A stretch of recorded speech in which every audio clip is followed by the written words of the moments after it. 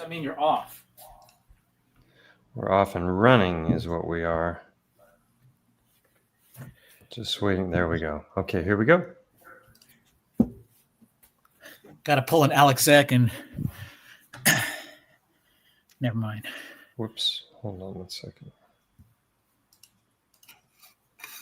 1, 2, 3.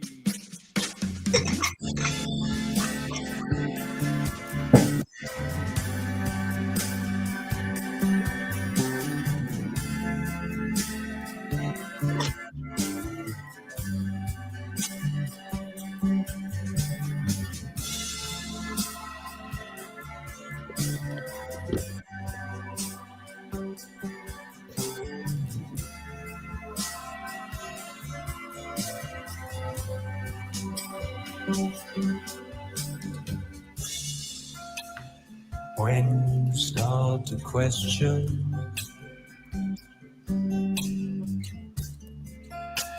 the whole thing, it unwinds.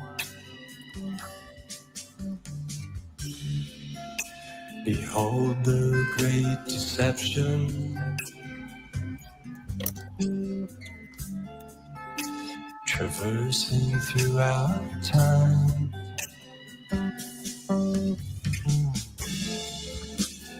Do you dare to question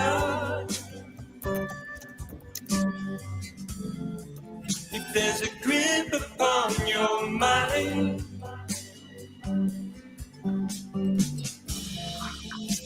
'Cause at the mere suggestion,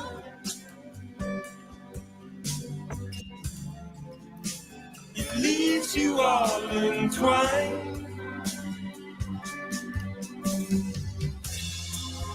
I've been searching round for curvature, but there ain't none to see.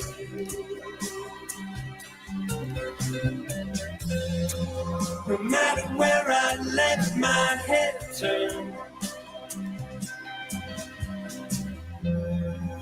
seems awfully flat to me.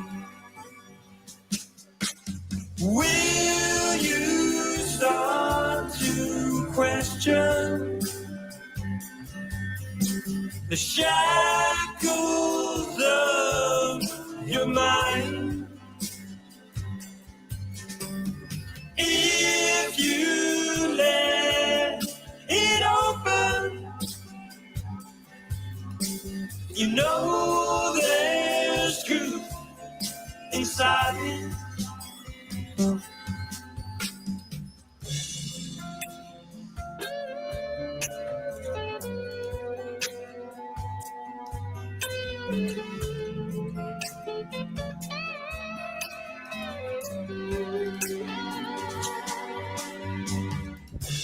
Have you been numbed and too complacent? Bred in circus to the end. It's time to claim your mental freedom. You know it's up to you, my friend.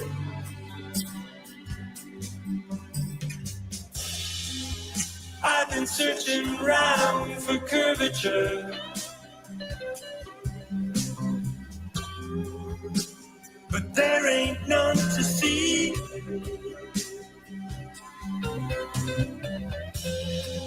No matter where I let my head turn, seems awfully flat to me.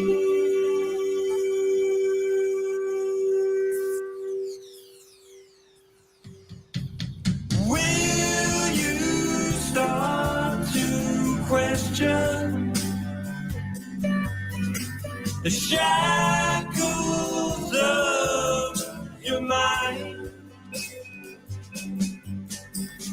If you let it open, you know there's truth inside it. Will you start to question the shackles of your mind? If you let it open, we know there's truth inside.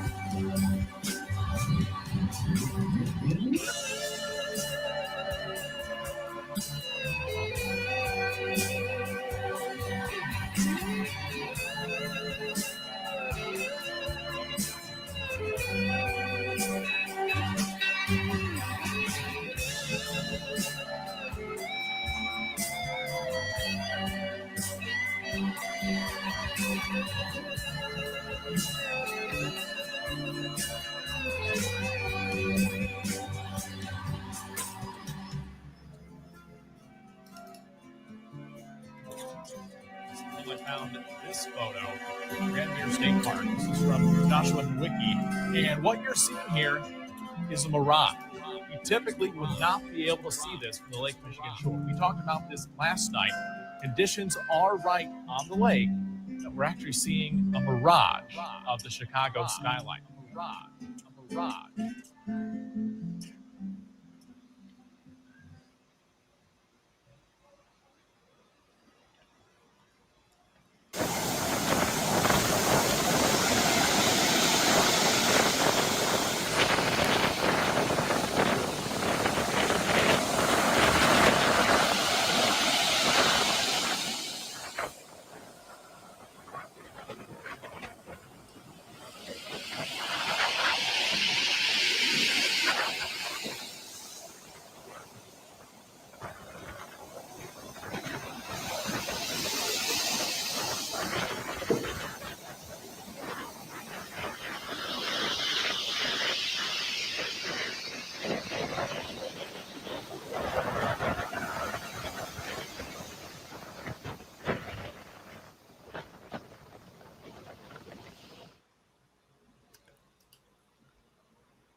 Greetings, everybody.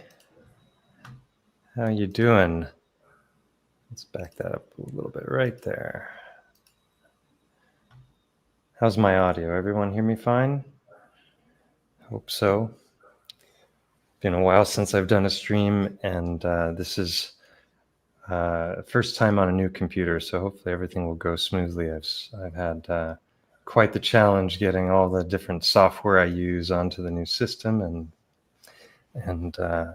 got a new microphone, and so it's time to check back in and do a little recap of an amazing adventure that I had with the two gentlemen who are here with me.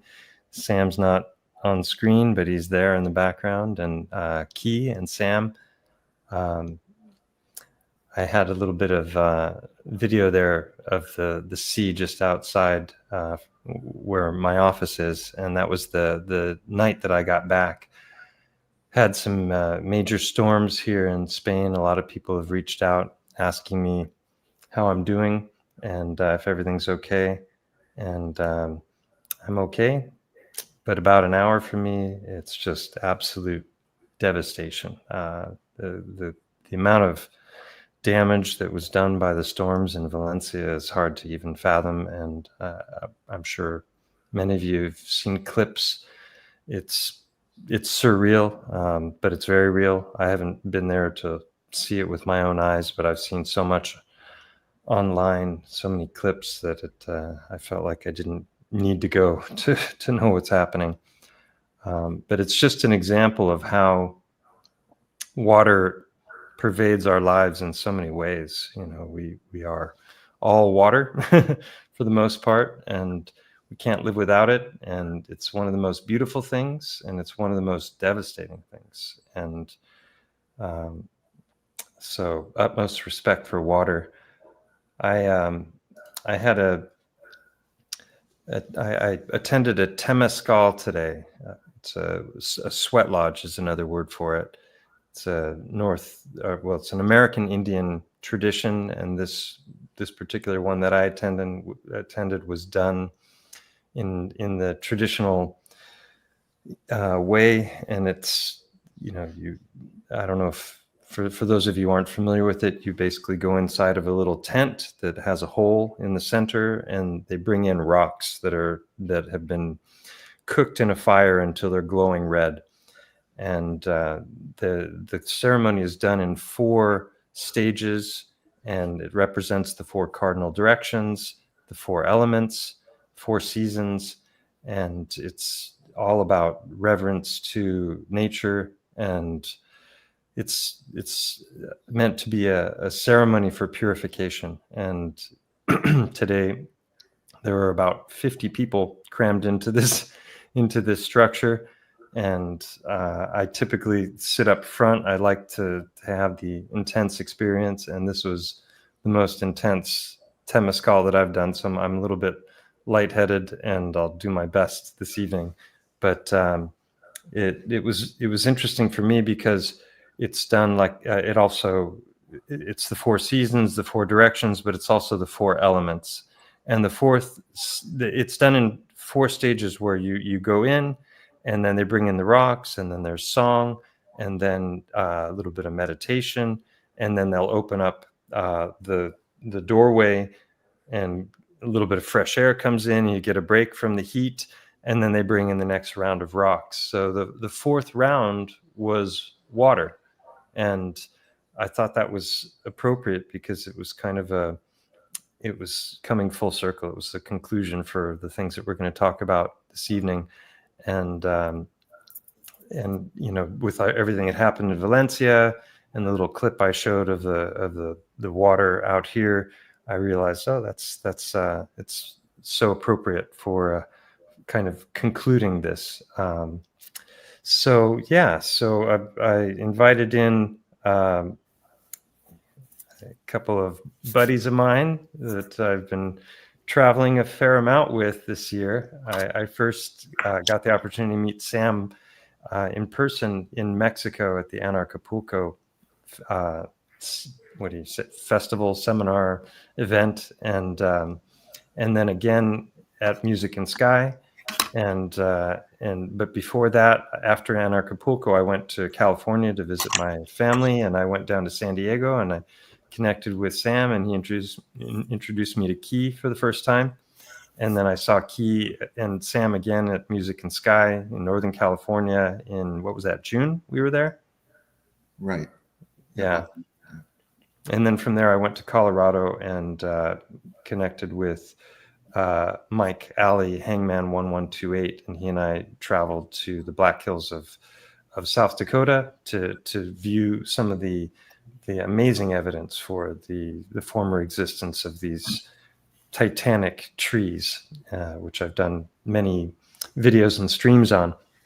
And then I went to Serbia, and I spoke at a conference there called Librepulco.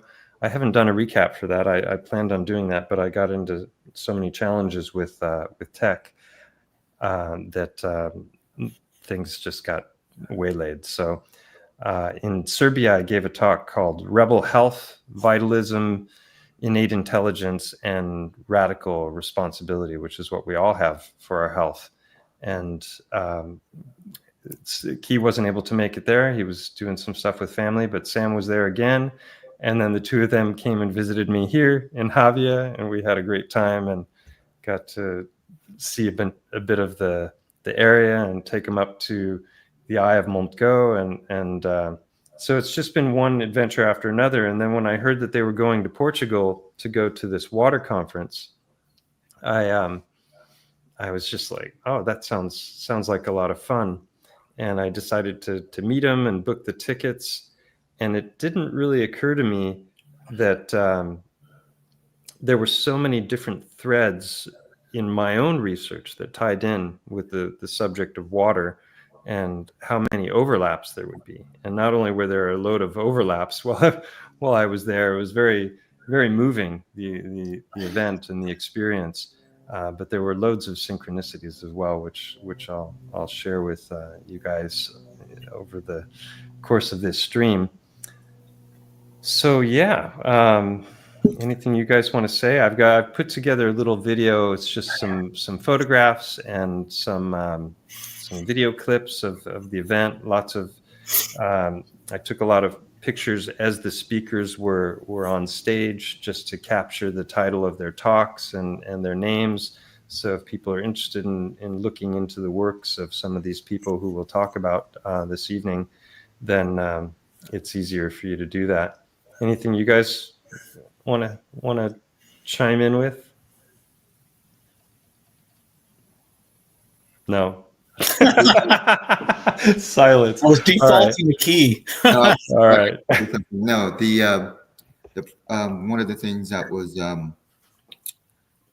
what we learned is the structured water. There's no actual definition of what structured water is. So that was another. There's no standard on that. And we know there's structured water, but how that's defined was different among all the different scientists and presenters, and the impact that all the other variables in terms of the elements, environmentals, EMFs, light, and all that thing has an impact on water is astounding, and how it can. It's hard to do an experiment because, as you know, water can sense your feelings basically, and you can't really do a controlled study because if you're trying to measure something and you have let's say you're not in a very good mood that day, you can actually change the structure of the water. And then you're impacting it as you're observing it. So you Exactly. can't do the proper, that's probably true of every scientific test ultimately, but water in particular. Yeah. And I agree that there were many different theories presented, but there didn't seem to be a consensus in the room about what structured water is or how to measure it and determine whether it's the water is structured or not.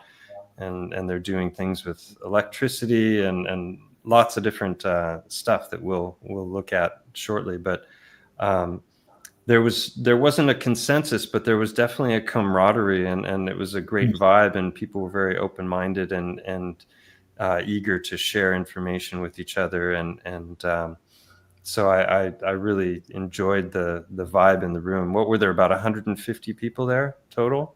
Yeah, that's about right. I think that's about right. And then I would say, around 25 speakers Total? I'm not sure exactly. I would say way more.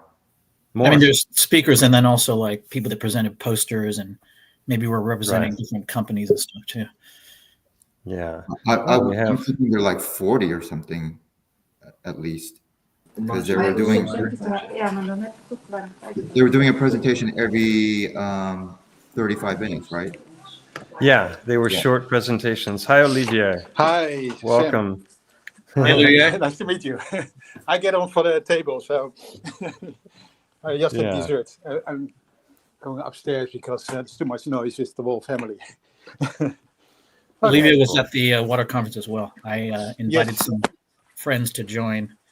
Yeah, we'll have some people dropping in hopefully throughout the course of this. And so we were just doing a little introduction, talking a little bit about the conference, and I've got a number of pictures that I'm going to show of the different presentations and some video clips, and we're just going to share some ideas about the experience. Great. So you're welcome to chime in as well. And so let's see, I'm just going to go to the screen here. Great. And I thought this was a beautiful quote. Life is water dancing to the tune of solids, and discovery is seeing what everyone else has seen and thinking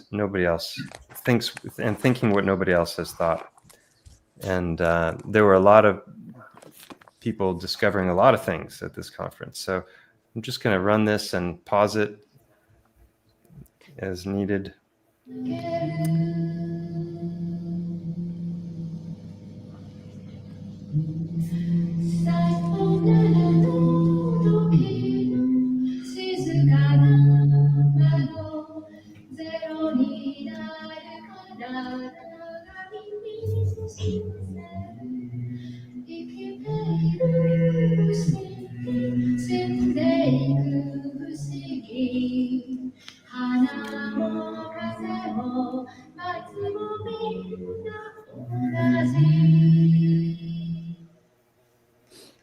So was that Akiko that was singing there?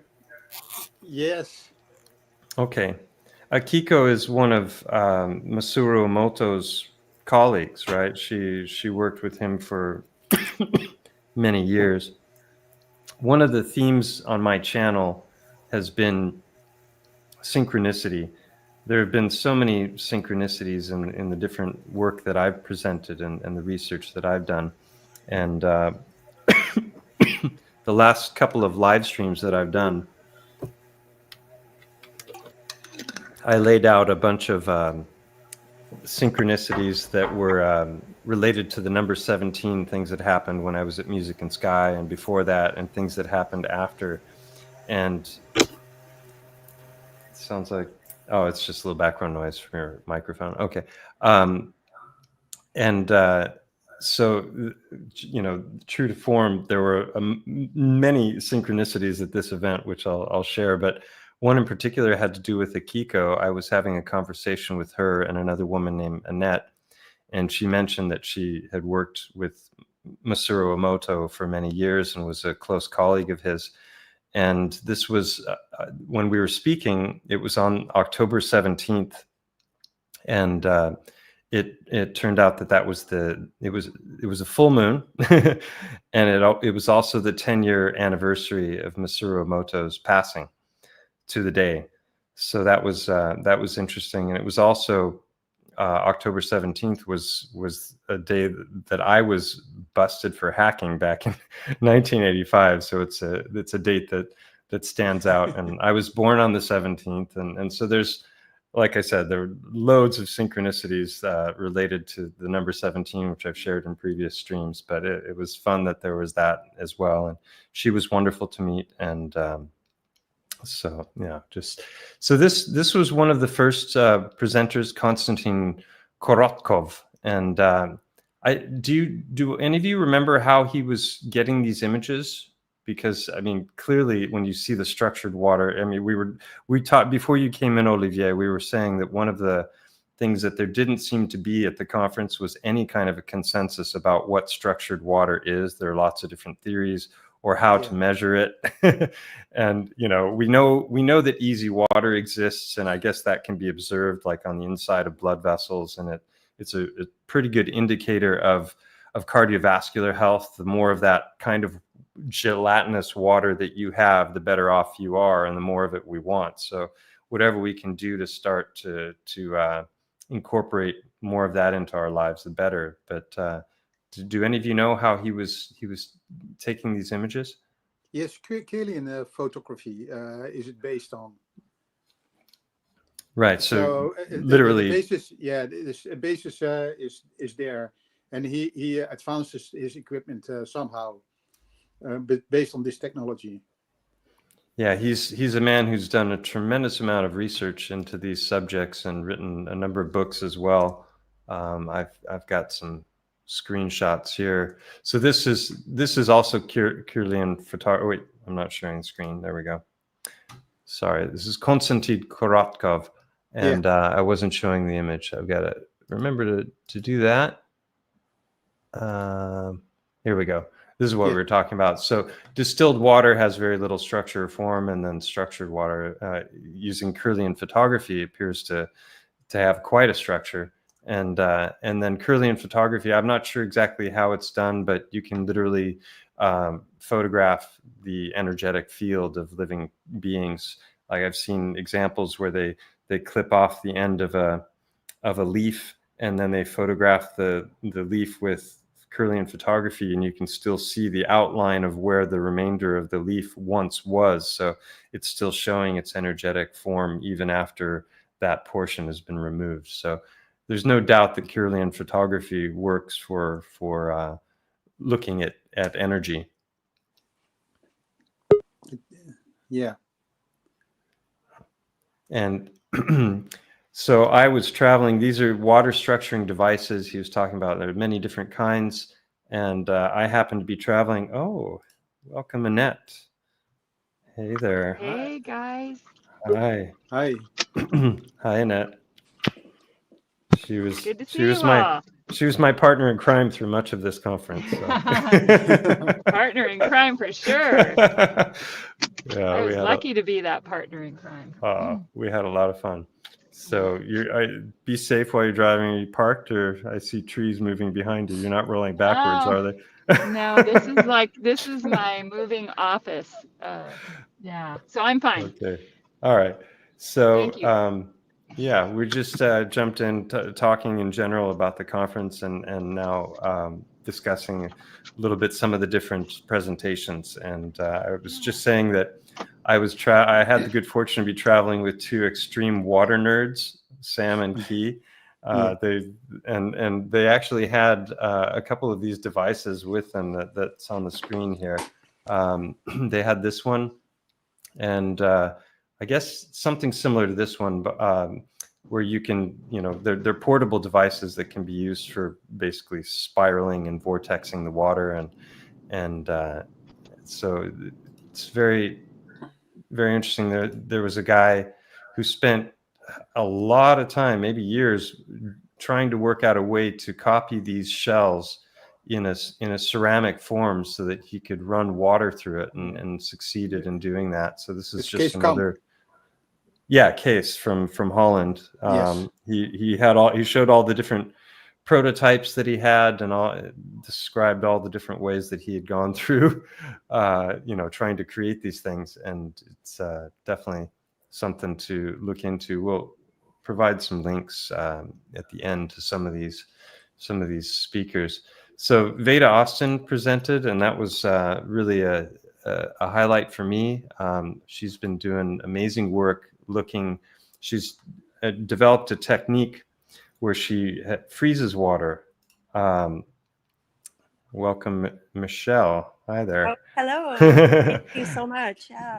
Hi, Michelle. Yeah. Oh, hi.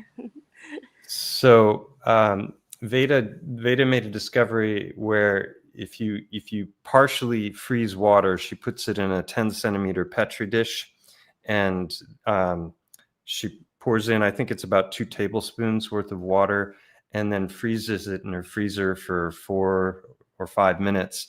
And it starts to freeze from the bottom up, and then she pours off the remainder of the water, and normally it would freeze solid and you wouldn't see a lot of the detail, but by pouring off the excess water, there's a lot of detail that can be seen. And she's been photographing this for years and years. She's got a database of about 50,000 different images, and here she's showing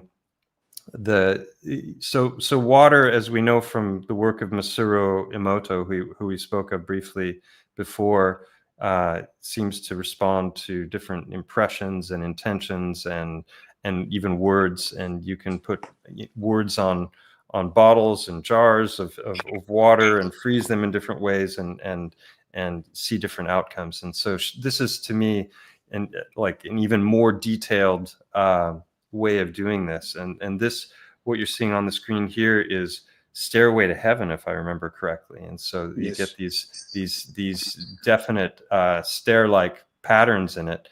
And then she described what are known as glyphs, which is when she's encountered the same very distinct pattern. I think she said she wants to see it at least 50 times before she considers it a glyph, where it's a specific meaning that the water is conveying. And she's identified something like 50 or 60 different glyphs. And so she was presenting some of the more compelling ones. So I'm sorry these aren't higher resolution. This is just me taking photographs of the screen with my camera. But here, this particular water was imprinted with this wedding invitation, save the date for the wedding. And this was how it froze. So it looks a lot like a wedding ring. And some people might claim that this is just pareidolia, and that you're seeing what you want to see. You know, that if you do things enough times, there's going to be a pattern that's going to result, and that, you know, we're just imbuing that pattern with meaning that isn't necessarily there. But I think her work is so comprehensive and compelling that it kind of negates that. So here she did the word information, and almost looks like cuneiform, and then from from there, she's got many examples. If you look at old Sumerian texts or Egyptian hieroglyphs, it's almost identical. And I guess this is also one of the more powerful glyphs that she's recorded. But I mean, look at the detail that's found there. It's pretty astonishing what she's doing, and very moving as well. I found that there were multiple times in the course of the conference that I was moved to tears by different things that were being presented.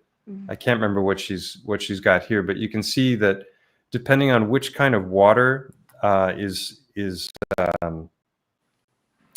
being used, whether it's distilled water or spring water or rainwater, you get different outcomes, and then the intention that's put in the water is also affecting it. So anything you guys would like to add to that? Is that a good summary of Veda's work? Yeah, I find Veda's work very. There's different types of glyphs. Some is like reflecting the image where she put it on. Some reflects the intention you put into. Some reflect that you can ask, reveal your true self, like the water, or you can also ask consciousness questions. So there are like 4 types of glyphs appear to be, and I think that's amazing as well, that it's so variety of responses. I think it's Definitely. really interesting too that Veda had expressed that she tried to trick the water, to tell the water that, to show her something, and she would not show anybody, but she intended to, and the water knew. And I'm not sure, maybe correct me if I'm wrong, but I think she got NO in the water. So, and then the water, it was difficult to work with for a while. It wouldn't work with her. So that's really fascinating. Sometimes the responses are interpretive and almost like an abstract painting or something. It's interesting the way it interacts with her. And she's taught this technique now to the world, and there are thousands of people that are doing this. So more and more of these kinds of images are coming out. And unfortunately, I don't have the best examples of them here, but some of them are undeniable, when it comes to the detail that is presented in relationship to whatever the word was or whatever the water was imprinted with. Did you guys try to freeze a dish? I bought a couple of Petri dishes, and I actually I sent these to Key, and so I've one of the things that I've done work with on my channel is looking at the subject of rapid petrification, and I've documented a reoccurring pattern in stones that shouldn't be there based on what we know about mainstream geology when it comes to how stones are formed. And so I've talked a lot about petrified organs, and specifically hearts, and I have hundreds of examples of this reoccurring pattern, which is very, very specific, that I've done loads of videos on. So the first thing I wanted to try and do was imprint the water with one of these stones, and so actually wait, I sent it to Key. Hold on, I'm going to just hold it up to the screen here. Where is it? While you're looking for that, I asked Veda also to, how music can affect the water as well, right?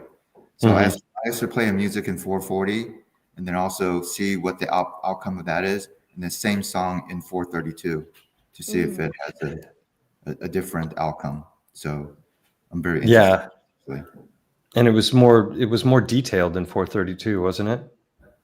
Well, she hasn't done it yet. I asked her what she thought about it, and she said she would do it.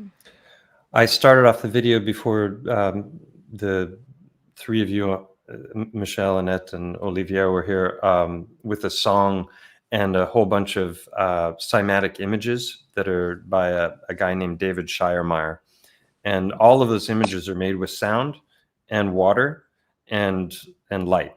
And he has a speaker and a little, basically like a Petri dish kind of a thing. And the vibration is creating all of these incredible geometric formations. And then he's hitting it with LED lights that are changing. So he's able to get incredible detail out of these images. And one of the things that I think is very compelling for the whole 440 hertz versus 432 hertz is that when you see the 440 hertz cymatic pattern for that tone, it's it's very muddied. It's not nearly as defined or as clear as when it's in 432 hertz. This is my first attempt at. I don't know if that's going to show up. No, you're not going to be able to see that. Sorry. Anyway, it was pretty clear that my first attempt at imprinting one of these heartstones on the water showed a very distinct classic shaped heart, not an anatomically accurate heart, but something more like a Valentine's heart. So it's just fun. So this was I'm just going to briefly show a number of the titles and the names of some of the speakers at the conference. Carrie Bennett spoke. I hadn't heard her before. She was a very engaging speaker and enthusiastic, and she had some really great information about what do they call it? I want to say diurnal. What is it? Circadian. Circadian. Thank you. Yeah, the circadian rhythms and how light, specifically our LCD screens, are affecting us. Like this is the normal course that light takes throughout the day, and the spectrum and the band. And then when you look at incandescent, which are our traditional bulbs, which are almost impossible to find nowadays, they're much more in the red spectrum.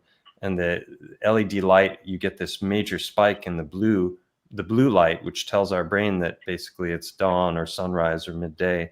And then fluorescent has this spike in the yellow band as well. So it's interesting to see how the light is affecting us. And I don't remember exactly how she was tying that into water. Oh, here she's talking about mitochondria. So maybe that's it. But anything you guys? From my understanding, like the easy water they had discovered in Jerry Pollack's lab it grew with light. And I think Carrie Bennett ties that in with the light from the sun helps the easy water in our cells as well. And she talked also about grounding to the earth, because the earth has a negative charge. And then connecting to the morning light, the sunrise, it helps to sort of reset all our hormones and everything, and I think it charges and helps to sort of charge up the easy water in our cells, from my understanding. And the frequency of the light from the sun as well is different at sunrise and midday and sunset. So people, live their lives. Sometimes they don't even see the natural light. They wake up and maybe it's dark. They have artificial light, and then when they go outside to put on sunglasses and then go to the office with fluorescent lights, and sometimes they don't actually, commune with the sun at all, right, for a long time. So this just really affects the energy in our cells, and I think it has a lot to do with the easy water, the structure of water in our cells next to the membranes, right? Yeah. On Tuesday after the conference, I talked to Jerry Pollack, and he said also this conference was more related to health as well, and not only water, because he finds it very important that these things he discovered to address as well with the scientist, because there's no explanation and maybe they get an interaction with the people who just do heal people. So, and I think that was very interesting. Sorry to interrupt, Olivia, but someone's typing. Can you mute while you're typing? Because it's really loud. Okay, thank you. Oh, it's still going. Yeah, I'm not sure who it is. Is that Sounds like Michelle? it's crackling a little bit, actually. Yeah, no, it's not me. It's crackling. Oh, so- okay. Oh, it might be microphone. I thought it was typing. Yeah. Okay. All right. But Sorry I don't to know interrupt. whose it is. So I can remove my earphones. Maybe. No, it's not me. Definitely. Okay. Okay. Sorry to interrupt. Go ahead, Olivia. You were saying we'll just struggle through the. Gerard Polak has invited these people, these healers, to add health aspects to the conference and get an interaction with these healers and the scientists, because there are obviously some people capable of healing people, and the true understanding of it. They lack of really understanding what's going on. So it also tried to get the connection between scientists and the practical work of healing people. Michelle, can you mute yourself just to see if it's you? Because Sure. everyone else is muted. Yeah, it's your. I'm not sure if it's. Check your microphone connection or something. It's crackling the whole time. It sounds like you're typing really loudly on a keyboard.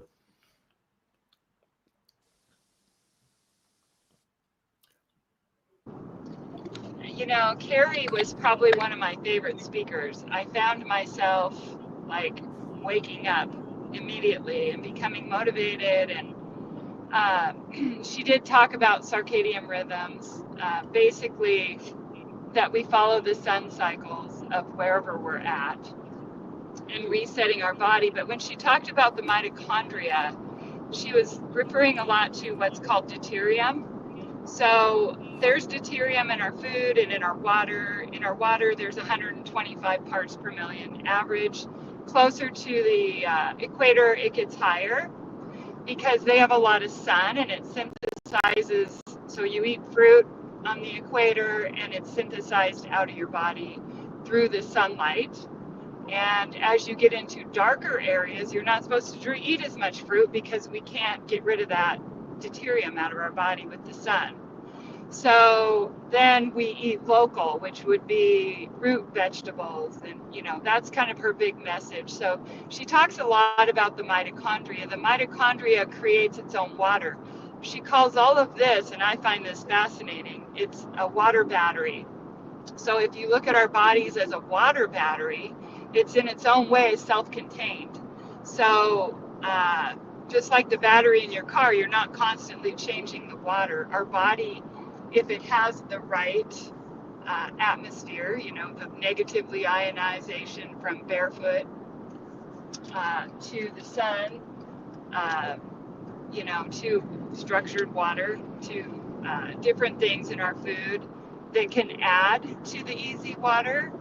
There are also things that can distract or take away from it, which would be things like glyphosate, she said, 5-fold will remove the easy water from our body. So there's a lot of things to learn in that area as far as what's negating the easy water and what's adding to the easy water.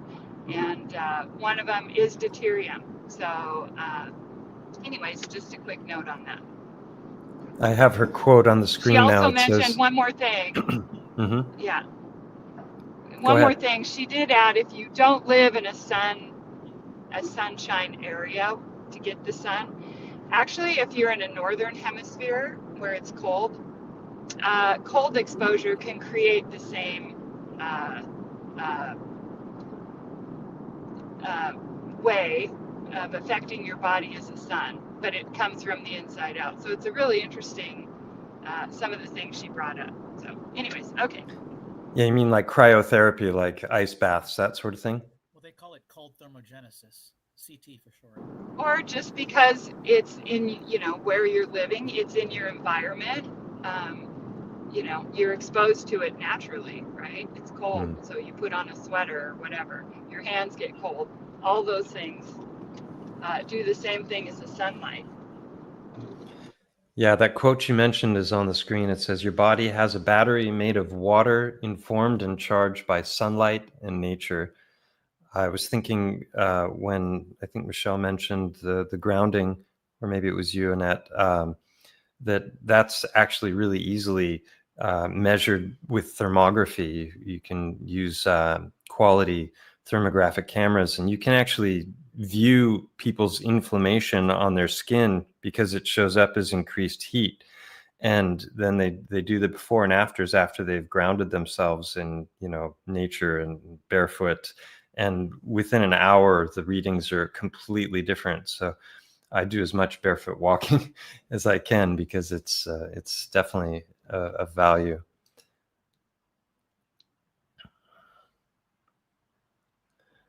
So this is the next presentation was spectroscopic investigation of water layers. And I have to say, there were a number of presentations that I struggled to even just follow along because it was such high level science. So some of the presenters were extremely accessible for me, and I was able to understand everything that was being said. And then there were some that were just I'm not familiar with the science and the technologies that are being used and the terms that are being discussed. So it was still very interesting, but it was like a lot of that just went over my head. So these two gentlemen were, if anyone wants to maybe just say a few words about what they were talking about and their discoveries, is that something easy to summarize?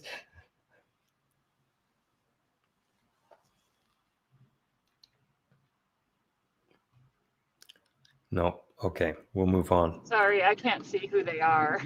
Oh, let's see. I'll get the My names screen's here. so tiny. Sorry, I can't It's see it. Jan Pokorny and Alexios Nikolaos Theodorou.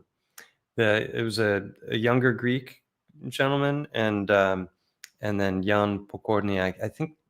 Oh, they're in the Institute of Physics at the Czech Academy of Sciences. I think they're in Prague. And what was their subject matter? Sam, your mic is really low, just so you know. Oh, is it? I think it's Yeah, it was spectroscopic investigation of water layers. They mostly recounted a lot of Jerry's work, I felt like, instead of talking too much about their own. But anyway. Yeah, I mean, for people who aren't sure who Jerry Pollack is, he's somebody that I've talked about on the channel in the past. I made a video years ago called, here it is right here. It's Helical Hearts, Petrified Organs, and Synchronicities. And this was, actually, no, I'm talking about two different things here. I did an interview with Tom Cowan, and we were discussing Jerry's work because Tom Cowan wrote a book called, let's see, it's Human Heart, Cosmic Heart. And he was discussing the different things that people were discovering about the nature of the heart and how it actually functions. And that tied into the works of Francisco Torrent Guasp, who I discuss in that video. So it was an interesting, this video that I just briefly brought up. It doesn't, I don't talk about Jerry Pollack's work in this video, but I did in the interview that I did with Tom Cowan. We discussed easy water and how that relates to the cardiovascular system and blood flow. And so it was that interview is on my channel. But the reason I brought up this other video, which I just moved away, where is it? Here we go. This is a video I did about 4 years ago, and it's talking about the work of Francisco Torrent Guasp, and then tying that into Victor Schauberger, and also this whole the whole concept of the vortex. And I'm not gonna go through it and play it right now because we're live and so many people here. But this was an example of what I was talking about, that so many of the different things that I've been covering on the channel over the last years, just kind of, there was a nexus of ideas that were being shared at the conference that tied into that. And are you guys familiar with this? It was mentioned at the conference a bit, the whole helical heart subject.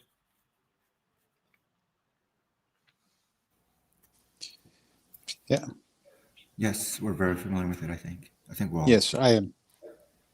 Okay, yeah, it's for the people who are coming into the live stream. I have a 1-minute video that's showcasing the discoveries of Francisco Torrent Guasp, the discoverer of the myocardioventricular band, which you can see him unraveling the heart here, and I'll just show it real briefly. To the root of the aorta, plane, separating the two layers, superficial ones. So this is a really monumental. Next, Torrent Guasp cuts the left fibrous trigon and follows the descending fibers, separating them from the more superficial ones. So Torrent Guasp continues the dissection, following the cleavage plane, separate. So he discovered that if you boiled the hearts and he carefully removed the fatty outer layer, that he could just bluntly dissect them with his fingers and pull the fibers apart. And when he did that, he discovered that it was just one long band.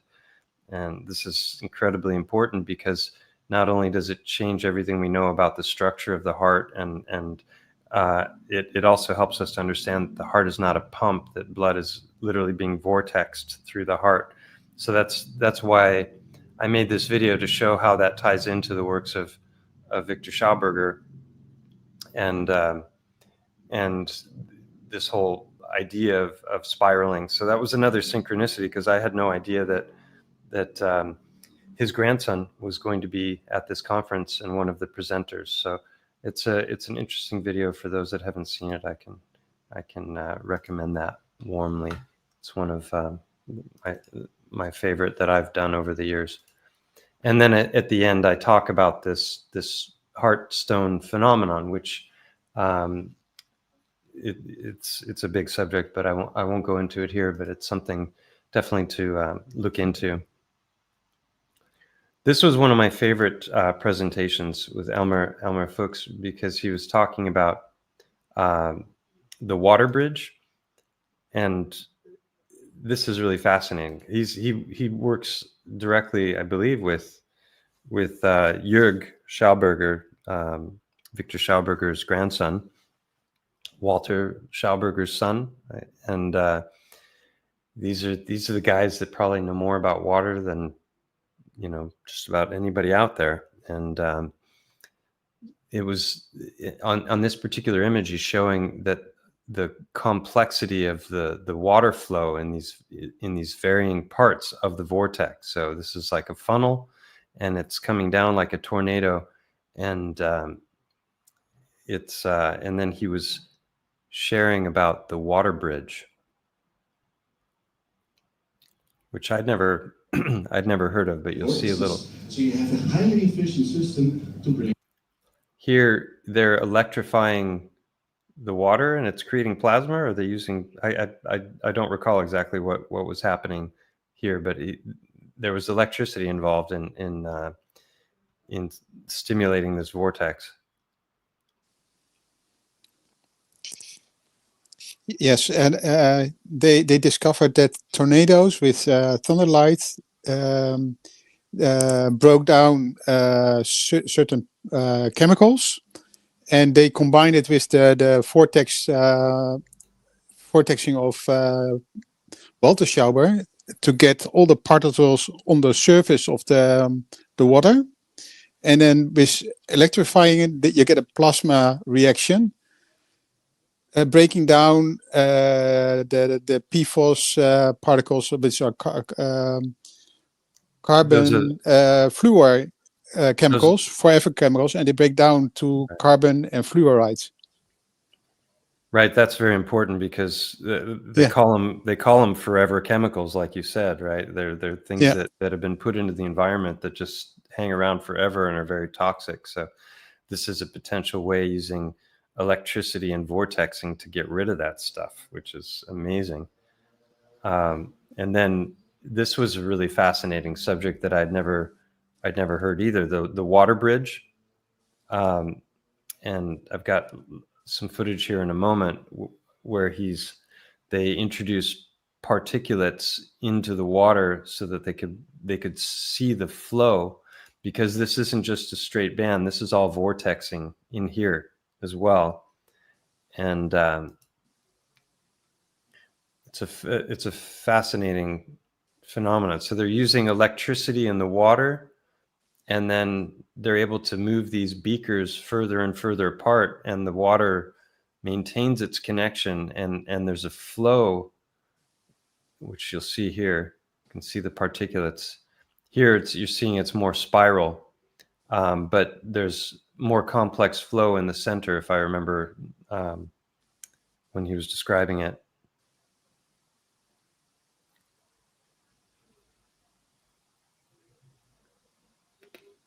So that, that was a fascinating thing. And then maybe one of you recalls there was also, I think it might have been this presentation, but they're saying that there's also like a double layer, like the water in the center portion is different from the water on the edge, almost like a cellular membrane or something. Like cells, they have this dual lipid layer. And then I don't recall if it was this presentation, but someone had actually photographed cross sections of water. I think it was bubbles or something. And you could see that there were like two, it was like a sandwich.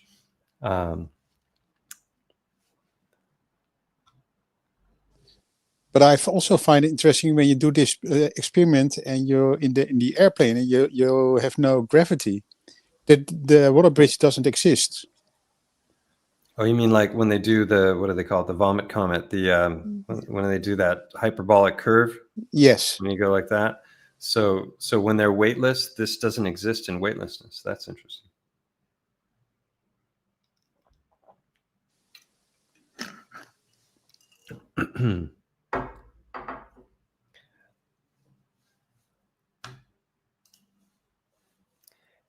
This was one of my favorite presentations by Ernst. I don't know how to pronounce that name. Zwercher?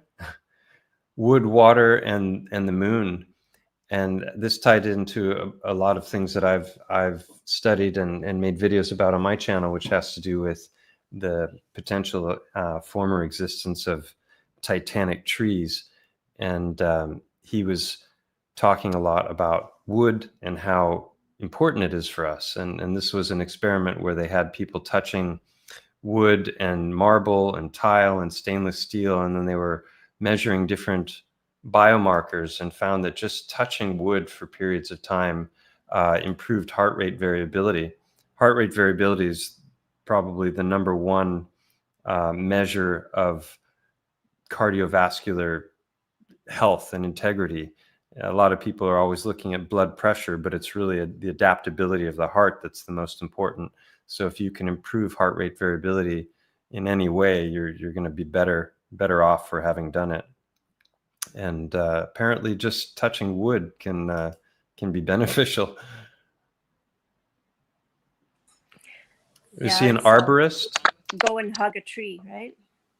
Yeah, I'm definitely a tree hugger, and I had the opportunity to sit down with him for almost an hour and show him some of the things that I've been researching, and he was very surprised by it, but also open to the possibility, which was nice to see. It was really interesting. I spoke with him as well prior to his presentation, and we talked about the trees.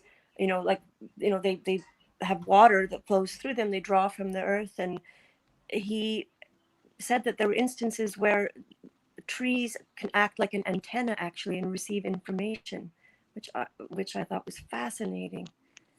Yeah, there's a wonderful book called The Secret Life of Trees, and it talks about all the different myriad of ways that they can communicate with each other through, even making use of the mycelial network in in the ground, and through different, I don't know, pheromones or something that they can signal to other trees, like if they're being attacked by different animals that are consuming them and eating too much, they can actually change the chemical constitution of their leaves, so they become toxic. So they're fine with being consumed a bit, but if it starts to take them to the point where they're under threat, then they can change their constitution, and they can also signal to other trees downwind, and so they can kind of get themselves ready for the attack. I mean, it's how they would prove all of this, I don't know, but it's very interesting to hear about. I suspect it's probably electromagnetic, though, and not like chemical that pheromones would suggest. Something faster, I would guess. And something having to do with water, probably, too. Their interconnectivity through the water, but not just chemical. So this is a presentation, Jeff Montague Smith, Frequency Medicine and Interdimensional Health, the role of body fluid dynamics. Our mandate to find an effective, simple, cheap, duplicatable method to bring coherence into the field and teach the next generation. That's a lofty goal. Oh, and I'm not sharing the screen, am I? Sorry. Let me just back up a little bit here, because I just want to show, hopefully, was everyone able to see this water bridge in the chat? Because I just realized that I had us on the screen. I just want to know how far back I should go just to show the visuals. Stick to this view, I think. All right, well, I'll just show this real quickly. This is the vortexing that I was talking about inside the water bridge. And then this is the gentleman who was speaking about wood. And you know, with the presentation from Ernst Zurcher, if that's how you pronounce his name, he did talk also about how the buds pulsate, and they're connected to the cosmos, where the pulsing of the buds of some trees are connected to the cycles of the moon. And then, like, throughout the winter, the buds will be pulsing, and then, you know, at a certain point they'll just break out. But then other trees are connected to different planets. Like, I think the oak tree was connected to Uranus, or something like that, where they're connected to the cosmos and different planets, which is amazing. yeah, he also talked about, he conducted, or was part of a big study where they were looking at harvesting trees. When should you cut the tree down in order to have the best quality wood for, you know, grow, like if you want to have wood roofs or something, you can harvest the wood at a particular time so that it's a lot denser, or I'm not sure which qualities they're looking for, but there's a direct correlation between moon phase and when wood should be harvested, which is old knowledge, but they went about proving that the old knowledge was accurate by not only conducting this test, but conducting it in a whole bunch of different places in Switzerland simultaneously. So they couldn't just say, oh, well, you got those results because of where you did it. So they had a bunch of simultaneous experiments that were conducted. He's published a number of papers, so you can find him online, and I think several of the papers are free as well. So this gentleman here, some of these I have screenshots on, and some of them I don't. I just screenshotted the name, you know, for the listeners if they want to go look further into these subjects. So again, we're talking about imprinting versus structuring of water with frequency information. This is Glenn Ryan. And at the very beginning, we were talking about how there isn't a real consensus of what structured water is, or even how to measure it. I think it was Reed. What's his first name? Was it John? John Stewart Reed. John Stuart Reid. I don't remember if he talked about it in his No, presentation or if it was. sorry, I think this is Glenn Reed. Yeah, no, this is Glenn Breen, who I'm talking, who's on Ryan. the screen, Ryan, who's on the screen right now. Yeah. But in regards to the whole consensus about structured water, I thought one of the theories that was presented was by John Stuart Reid, and Okay. he spoke on the subject of cymatics. We'll see some of the screenshots in a moment.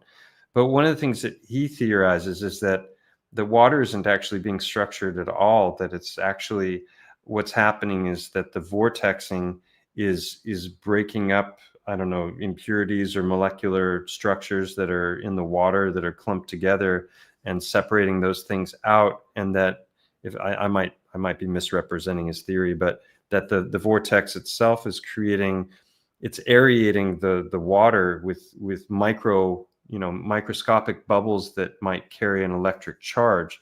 So it might not actually be structuring, but more aerating and, I don't know, fluffing the water up or something. What do you Maybe think like about a that? reset, right? Like water gets imprints, and vortexing it kind of resets it. Yeah, kind of like what we saw with the Elmer Fuchs presentation, where he's hitting it with electricity, and that's apparently breaking up these forever chemicals that normally would just stay in the water. So that's, yeah, it's a definite possibility in my mind. I thought that was, because there is this difficulty, it seems, of kind of nailing down what is the structured water, how do we observe it, how do we detect if the water is more or less structured, and that might be a more Occam's razor explanation for what's actually happening, is that the water is taking on a charge because the bubbles themselves have a electrical potential.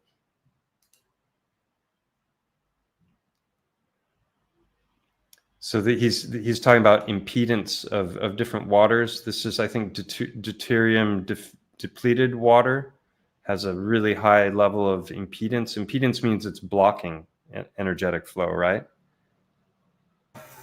Yeah, it's related to its resistance. So it's just showing the different kinds of water and how. Oh, this is also related to frequencies. Faraday versus no Faraday cage. I guess this was pretty statistically significant. So when they imprinted the water with 432 hertz into distilled water, if they used a Faraday cage, there weren't many changes. But without the Faraday cage, it would. I'm not sure exactly what those numbers represent, but I remember being impressed. I think without the Faraday cage, you got both positive and negative values. When you added the Faraday cage, you still had a variation in values, but it was at least all positive. Okay. Which I think points to the in a lot of our experimentation that's done and testing, there's so many unknown variables that are affecting things. That was my takeaway from Glenn's talk, is that we're just not aware oftentimes what's affecting the results that we get, especially with something like water, which, as we mentioned earlier, and Olivia alluded to, I mean, it's subjected to our own consciousness and can be influenced by that. So what if the thoughts of the experimenter are having an unknown effect on the water, right? Not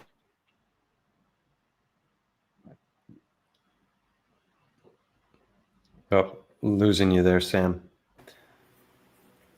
I muted myself. I was done. Okay.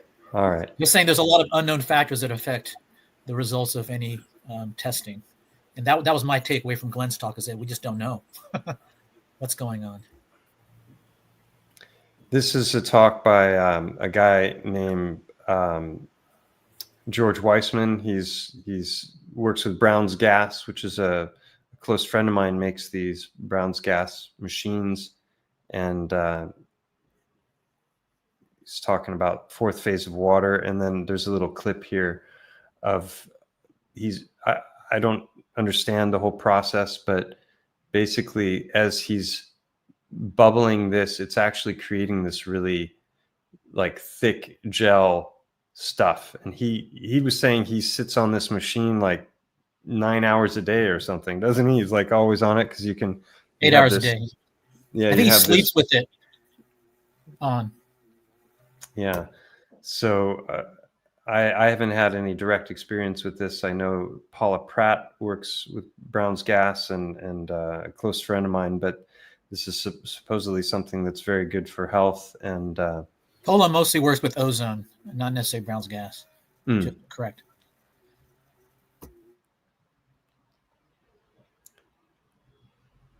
Yeah. So let me just. This was a woman who was showing the effects of Wi-Fi on biological structures, like Wi-Fi routers, and the numbers are just off the charts for what we're being exposed to versus what's probably safe and healthy. But they always want to tell us that it's fine. We did the research. It's healthy.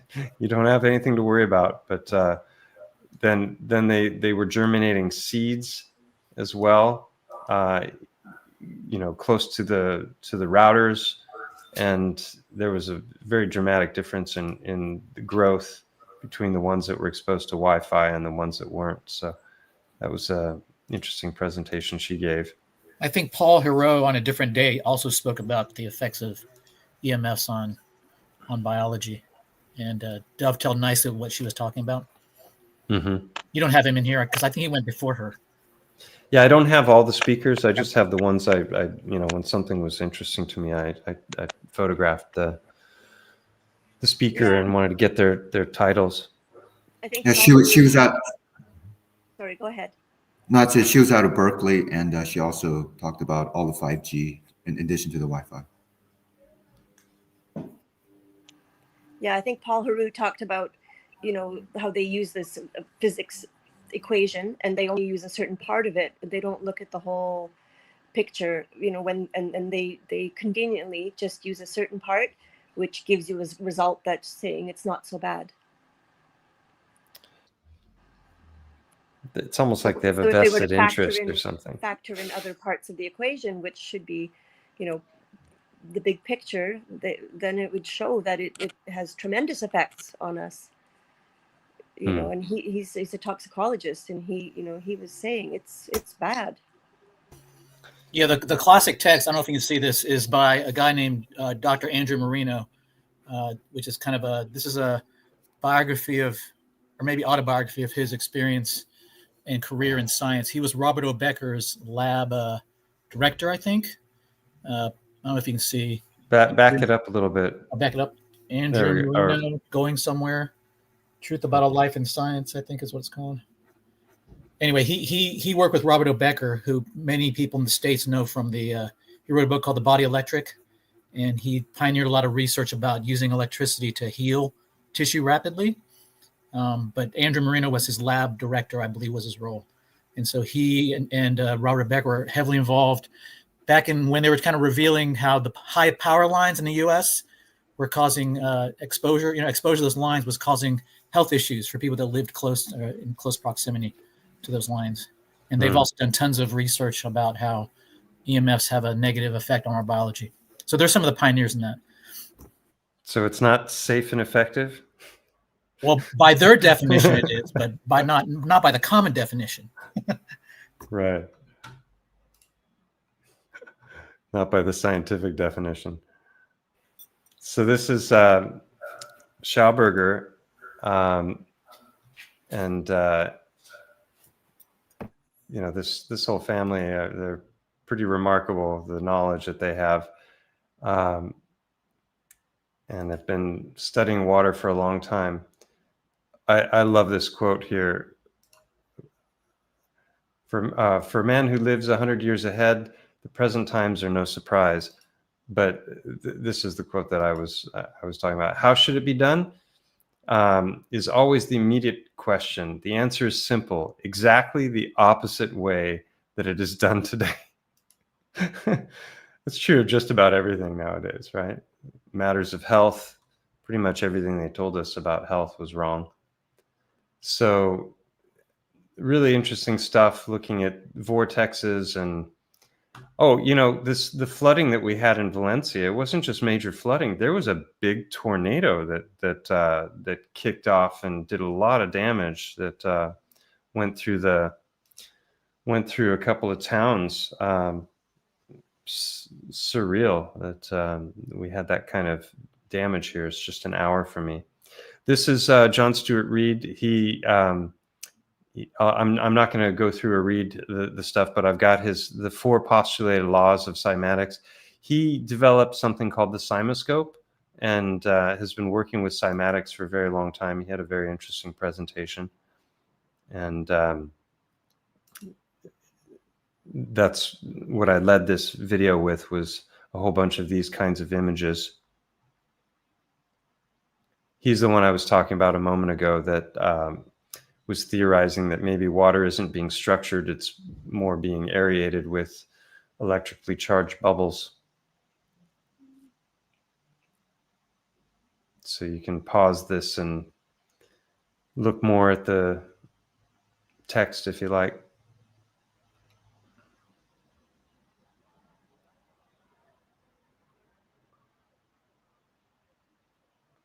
Anything any of you'd like to say about his presentation?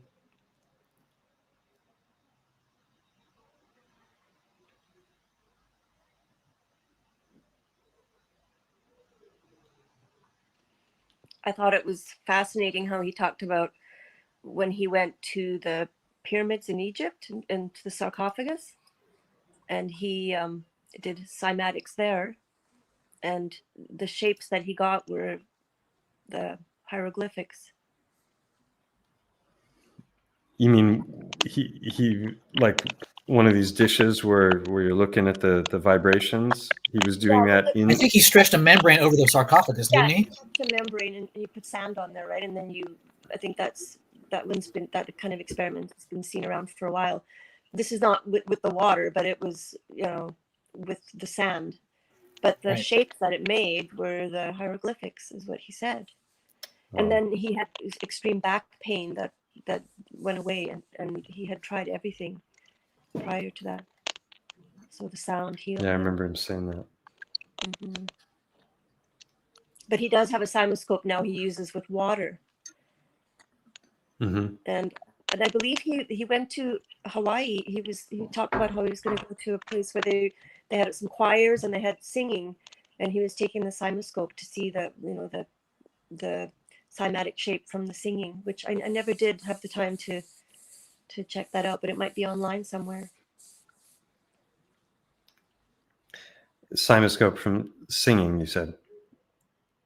That ties in perfectly to this next presentation, because this woman was basically doing overtone singing to heal people. And played some video clips that were pretty phenomenal, where it appeared that they were actually shrinking tumors using this kind of singing in real time. Like you could see the tumor getting smaller. I thought that was pretty wild. So she had a fascinating presentation as well. Yeah, Geetha, I sat with her for a while and I talked with her, quite a bit about it. And she, it's called the Song of Heaven, where you find your voice where it starts to make overtones and undertones, and that's your signature song of heaven. You could use it for healing. And then she also has this hung song, which is like this deep sort of guttural, but it uses it for cleaning the pineal gland. And I tried this actually one of the nights in the hotel there, and I could feel it just ringing deep inside. It almost sounds like a didgeridoo, right? Yeah, it's like it's a vibration with it. Yeah. Michelle, did she suggest that all of us have the ability to find this song for ourselves, or? Yeah, I believe so. That's what I understood. That we each have our own signature sound that you know, you can find it, but within your range, and where it starts to make these overtones and undertones, that's your song of heaven. Interesting. And Yeah. that's that frequency that you emit when you find your song of heaven can be used for healing. And of course that was connected to the water, right, in us.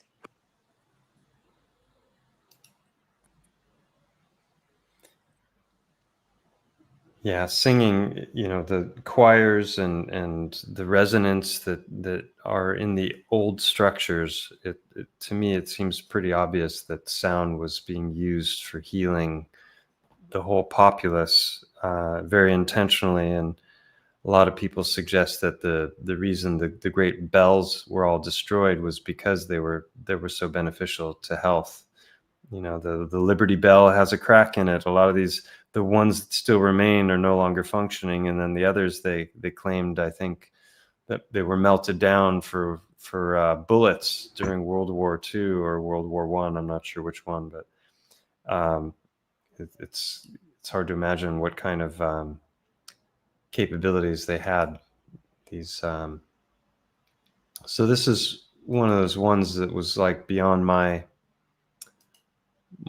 pay grade when it came to understanding what the stuff he was talking about. Super molecular solids.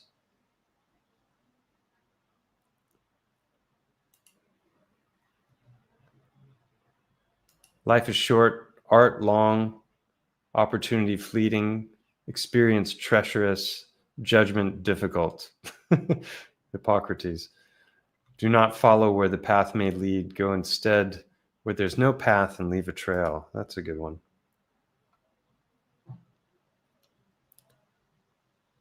So this, I got a message a moment ago from Dobrosha, but I don't want to listen to it right now. While I invited her in,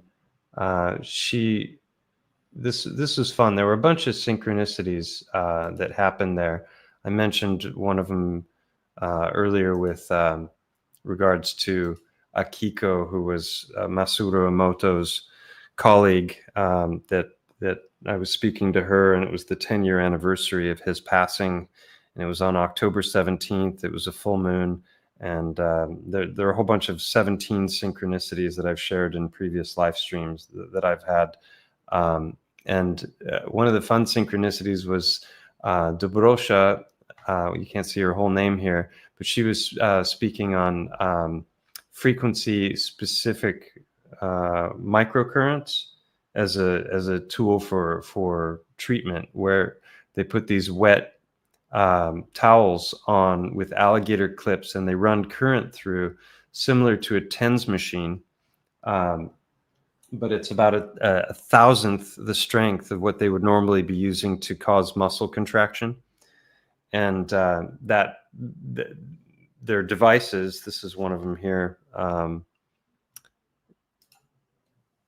It's called the time waver. I think they're high voltage, but microcurrent, as the name suggests. Yeah, so these are devices where you can have different, depending on the device, you can have multiple channels. So you can actually have two different currents going through like one frequency here and another frequency here, and there are many frequencies that have been mapped out and shown to be beneficial for different aspects of health and healing for different kinds of conditions. So her presentation was all about that. She's president of the foundation in Poland and actually in Germany now as well for energy medicine.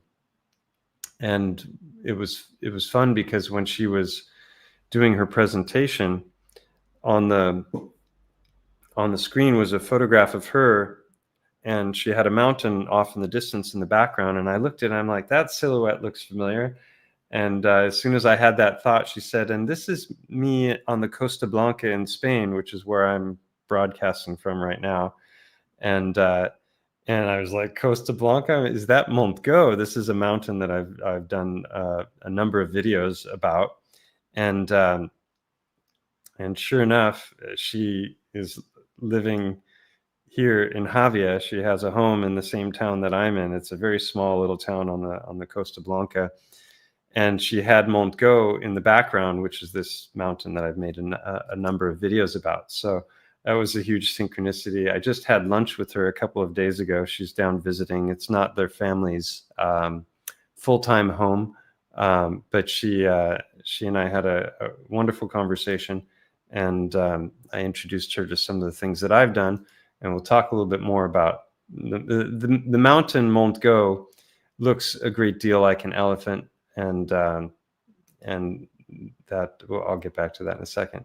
This is Robert Goulet. He's one of the guys who's created structured water devices, and Sam is showing it right there. This is I don't know what it looks like inside, but it's really, really cool. You want to demonstrate it? Oh, that's a bigger version. Oh, you're muted, Sam. I was just saying this is the big whole house, or maybe even commercial version. It's got a 1-inch opening here. And then this one that I had with me at the conference is a portable called the Apollo. It comes in a gold-plated or a chrome-plated version. And they basically just screw onto a certain threaded bottle. You put the water in one, you add a second bottle, and then you kind of like this. Is that full, that second bottle? Well, it has water in it, so I'm dripping water everywhere. Okay. So I probably can't necessarily demonstrate, but so basically, once you screw them together, you turn it upside down, and the one that's filled with water, you initiate a motion, and then it creates the vortex, and then it goes down through the device, which charges it and you do like this. You initiate a motion like this, and then it kind of vortexes through the device here. And there you have it. And then you do that like 4 times, and your water instructions say 4 times. So you go through the process, do it again, and then that thing is. I'm going to get one of those. That's awesome for portability. I mean, that's the most effective small device I've seen. And then Key, can you show that other one you had that looks like the brass ball? Oh, you're muted as well. I'll show Joseph's device here. Just a third device that I had at the conference with me. Gina Bria actually knows Joseph. I met him at Music and Sky, and he has another device. Whoops. That's fine. I was trying to make you bigger on the screen, but yeah, it's like a funnel, or like it looks like a kaleidoscope. Yeah, and that has crystals inside of it. It's got round or spherical crystals from Brazil, is what he says. And this is one of the devices. If you go to Gina, has a hydration foundation that does certification, lab certification on certain devices about whether they're actually creating whatever they claim to be creating. And she has certified this device as creating easy water, whatever that test protocol is, but anyway. So the water goes over the crystals, which then charge the water in the larger end. And then it gets vortexed after that. I don't even know if it vortexes, because there's nothing other than the crystals. There's no baffle or any form inside the vortexes, but it does pass through the balls.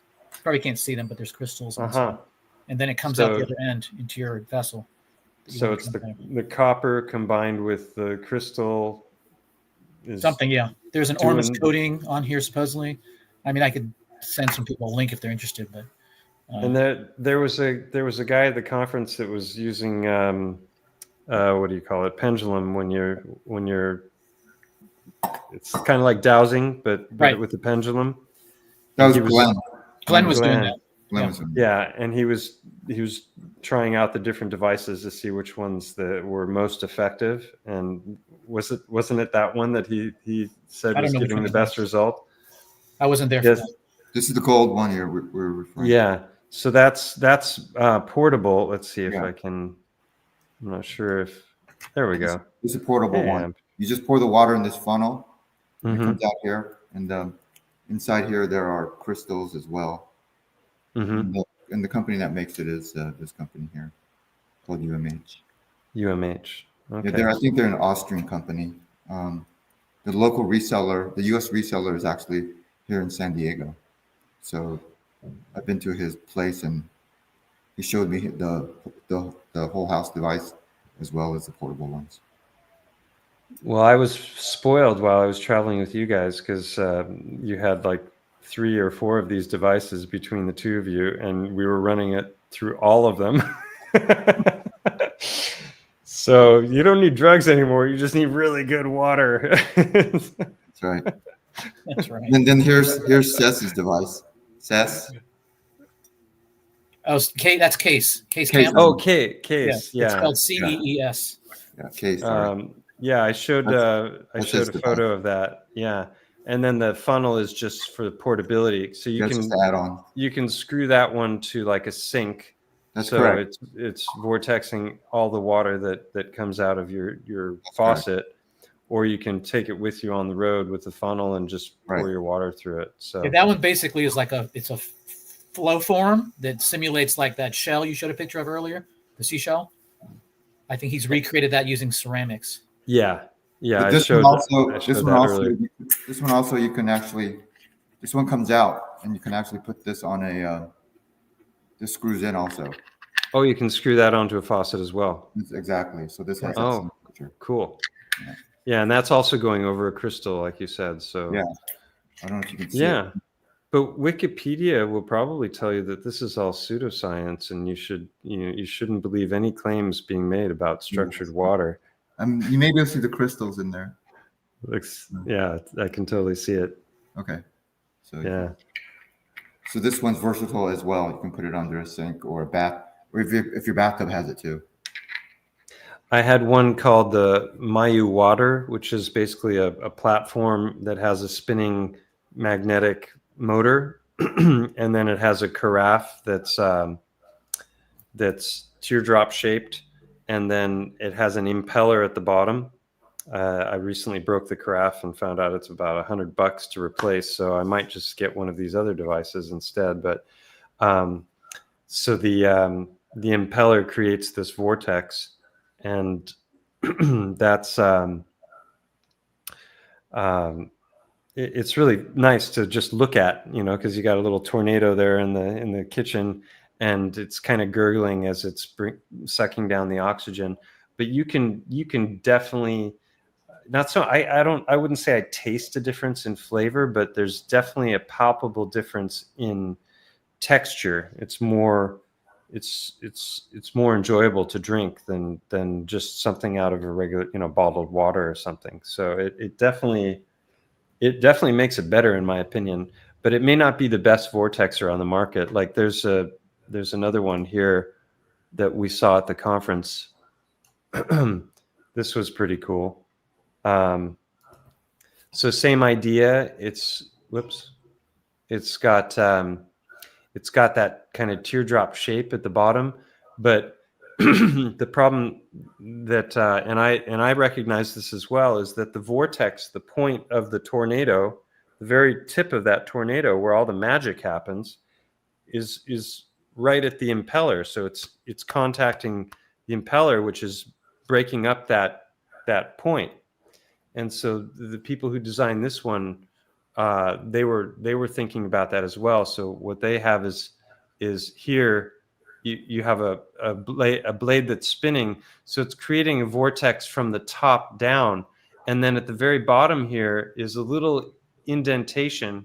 It's a little silver cup shape. So the vortex actually is meeting the silver, which is probably beneficial in some electromagnetic way, but not being disrupted by an impeller.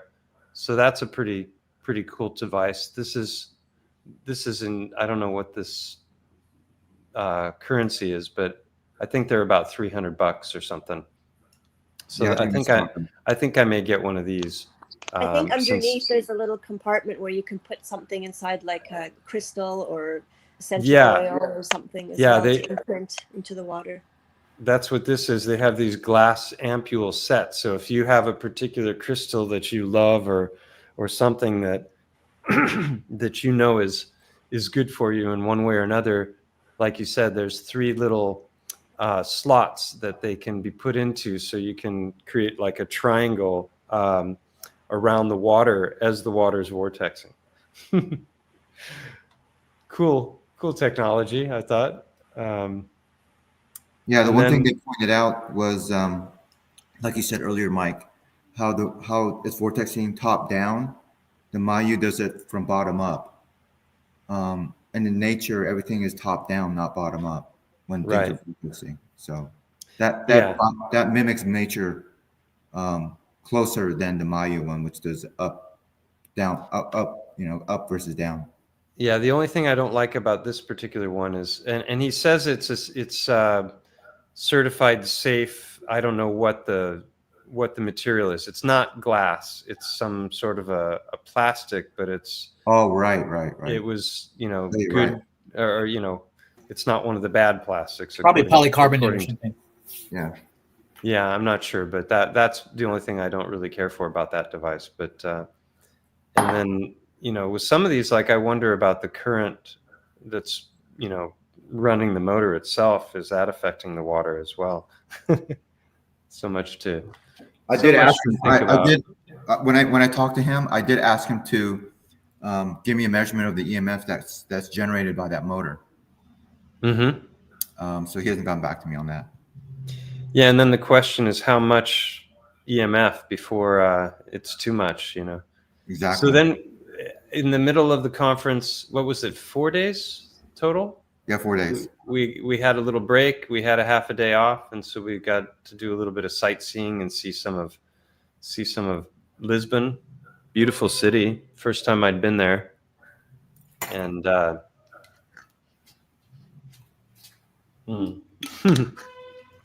this is funny. It's muted here. Go out. Oh, all right. Hello.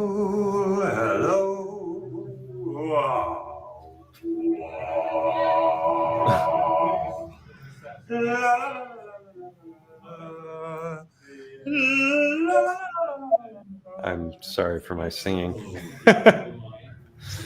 These things were cool, though.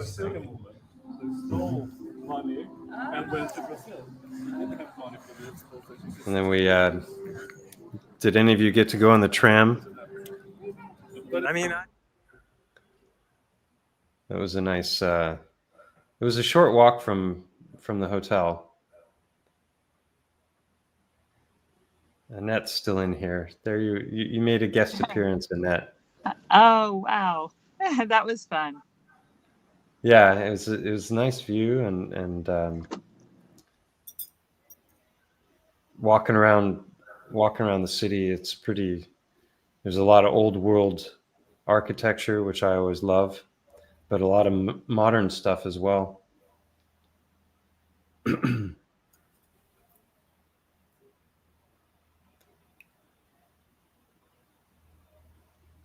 The old world European cities, they're just always so many gems.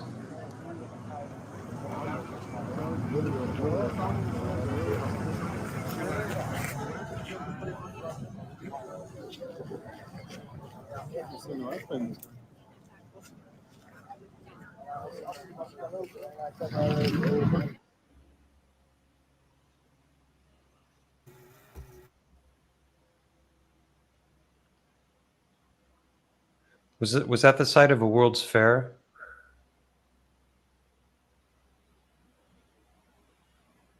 Anybody? I don't think so. This is a former colleague of mine from Sweden named Jesper. He and I co-founded a tech company back when I was finishing up chiropractic college for practice management software. And eventually I left the company because I had gone to school to be a chiropractor, and all of a sudden I was back in tech and didn't really want to be. So, but we had built it up to a pretty awesome company, and he kept going with it and recently sold it. So this is just a synchronicity for me. We were on the 7th floor. Channel name is Stellium 7.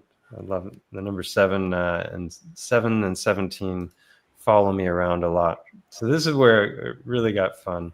When it comes to the synchronicities, I talked about the one with Akiko, who was Emoto's colleague, and Oh, so there were several presentations where they referenced elephants, the elephant in the room. And this woman here is a Swede who made a documentary about water, which she premiered a portion of the documentary at the conference, and it was beautiful. She interviewed a number of the speakers who were at the conference and had a lot of beautiful footage from nature and different settings, and there was a lot of elephants in this documentary as well. And she said, as she was presenting there, that elephants are dear to her heart. And she has made a previous documentary about elephants as well, elephants in India. Right. Yeah. That's what I found out later, an award-winning documentary about elephants.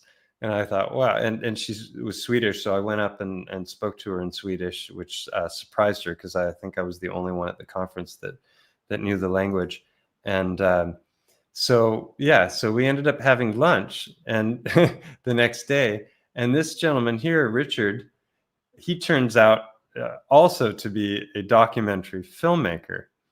And so I didn't know this. I had spoken to him the day before outside, just having a smoke, and he tells me he's a documentary filmmaker in England for Disney of all companies. And so the two of them start talking, and you're not going to believe this, for the people who are followers of my channel. Here he's showing me the documentary that he made for Disney, and it's literally called Elephant. So I've done a 6-part series on the subject of let's see, I'll just pull it up here. Unveiling. It's called Unveiling a Titan, and it's you have to. This requires an open mind. It's way out there, but it's 6-part series covering my examination of this mountain. This is the same mountain that Dobrosha had in her picture in the background. It's called Montgo. So she's at the conference. She lives in the same town. She's got a picture of this. There are 2 other presentations where they're talking about elephants, the elephant in the room. There's a documentary filmmaker who's made an award-winning documentary about elephants. And then I'm sitting down having lunch with these 2. And he's also made a documentary about elephants. Like, what are the odds of that? It's just, and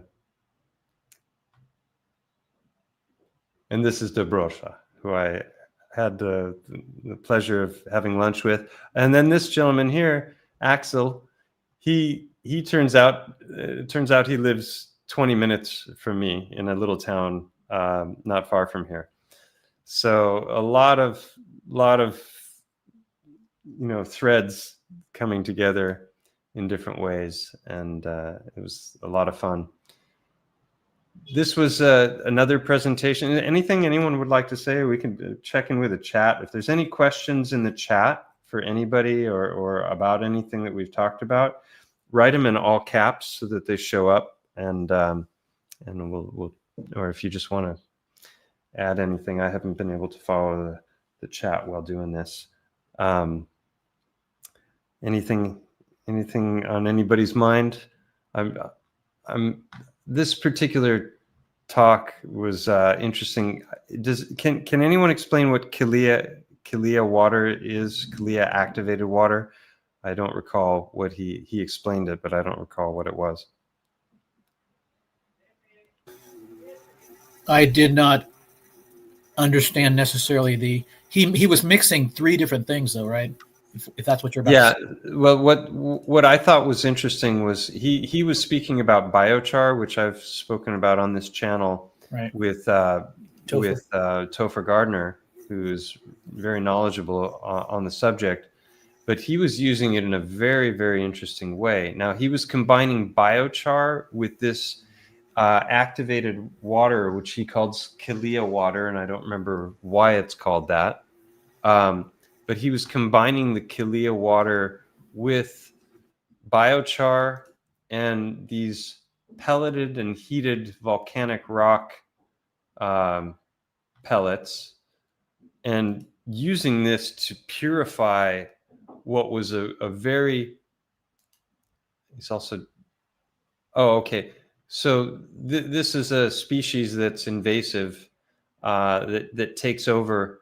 And I guess he was able to minimize the effects of this species using this kind of water. Like they don't like it or something. I think he noticed a die-off of that particular mussel after introducing those different interventions, something along those right. Yeah. So I think it brings that, the whole system back into balance, and the zebra mussels, it's just like they take an over, imbalance. right? Yeah. So using the biochar in the water, I believe, and it doesn't take a long time that the whole system just comes back into balance, into a healthy system. Yeah, John Martin actually lives down the road from me, probably no more than 5 miles, like literally down the road that's next to my house.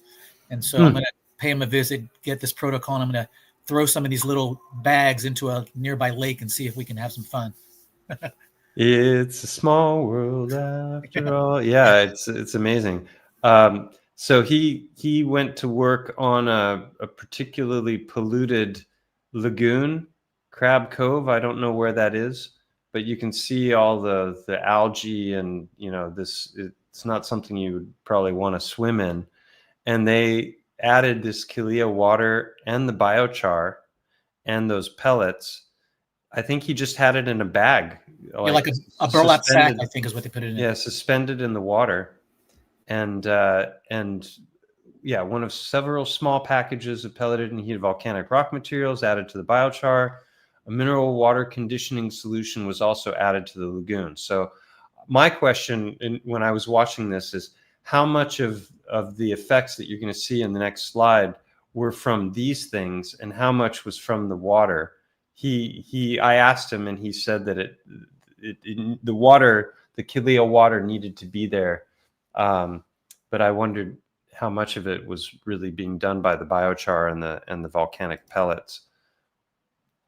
And so this is the before and after. I mean, night and day, really. No sign of this pollution in the water after that. So, and wasn't it something like a week or just a really short period of time where it just cleaned right up? That's a good question, and I've forgotten. I think it was on the scale of weeks. I don't know if it was 1 week, but it might have been 2, 3, something like that. Right, not that long. But fairly quick. Yeah. Very quick, yeah, relative to what it was doing.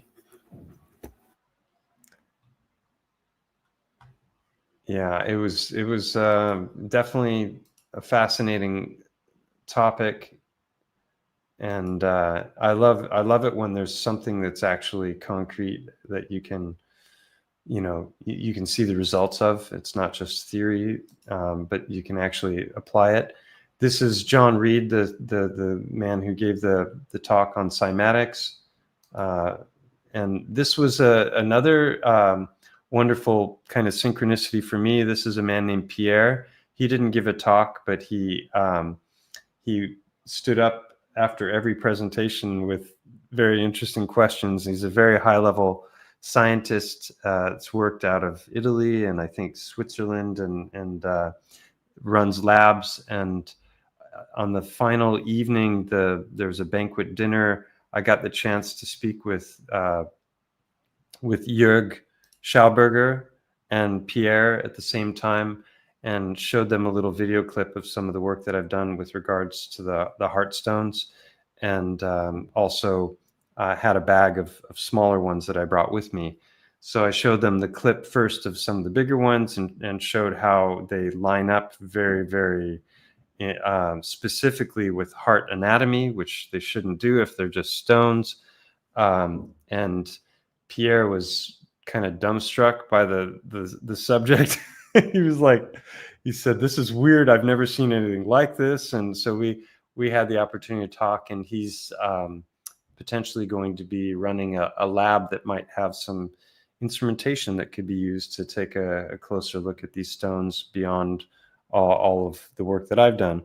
And then also the Greek gentleman and his partner, the two of them gave a talk together. They have a lab with spectroscopy. So I'm going to reach out to those guys soon and see if there's any possibility of maybe doing some further analysis of these things. So that was, so many different threads of what I've been doing that tied together. And it was just an awesome, fun event all around. This is Jerry Pollack, the discoverer You're not showing the easy water. Oh, you thank gotta change the you. view. Thank you for letting me know. Here we go. Let me back up. That's Pierre that I was talking about a moment ago. This is Crazy Sam. This is Jerry Pollack asking a question, and wonderful to get the opportunity to meet him. And I wish I'd had more time to talk, but everyone wanted to talk to Jerry. So, and that's him with Carrie. Oh, she just recently did an interview. I haven't had a chance to see it, but she did an interview with Alex Zek on the Way Forward podcast. So that would, if you're curious about her work with, I don't know if she's talking about the circadian rhythms in that interview. I imagine she is, but she's also got an Instagram channel that's got quite a few followers, and she speaks on matters of health. She's actually hosting some kind of health podcast thing or ongoing online thing. It's going on today, I think, this weekend. Oh, yeah, cool. I think it's for several days, yeah, and then you get those different talks and get access to them each day.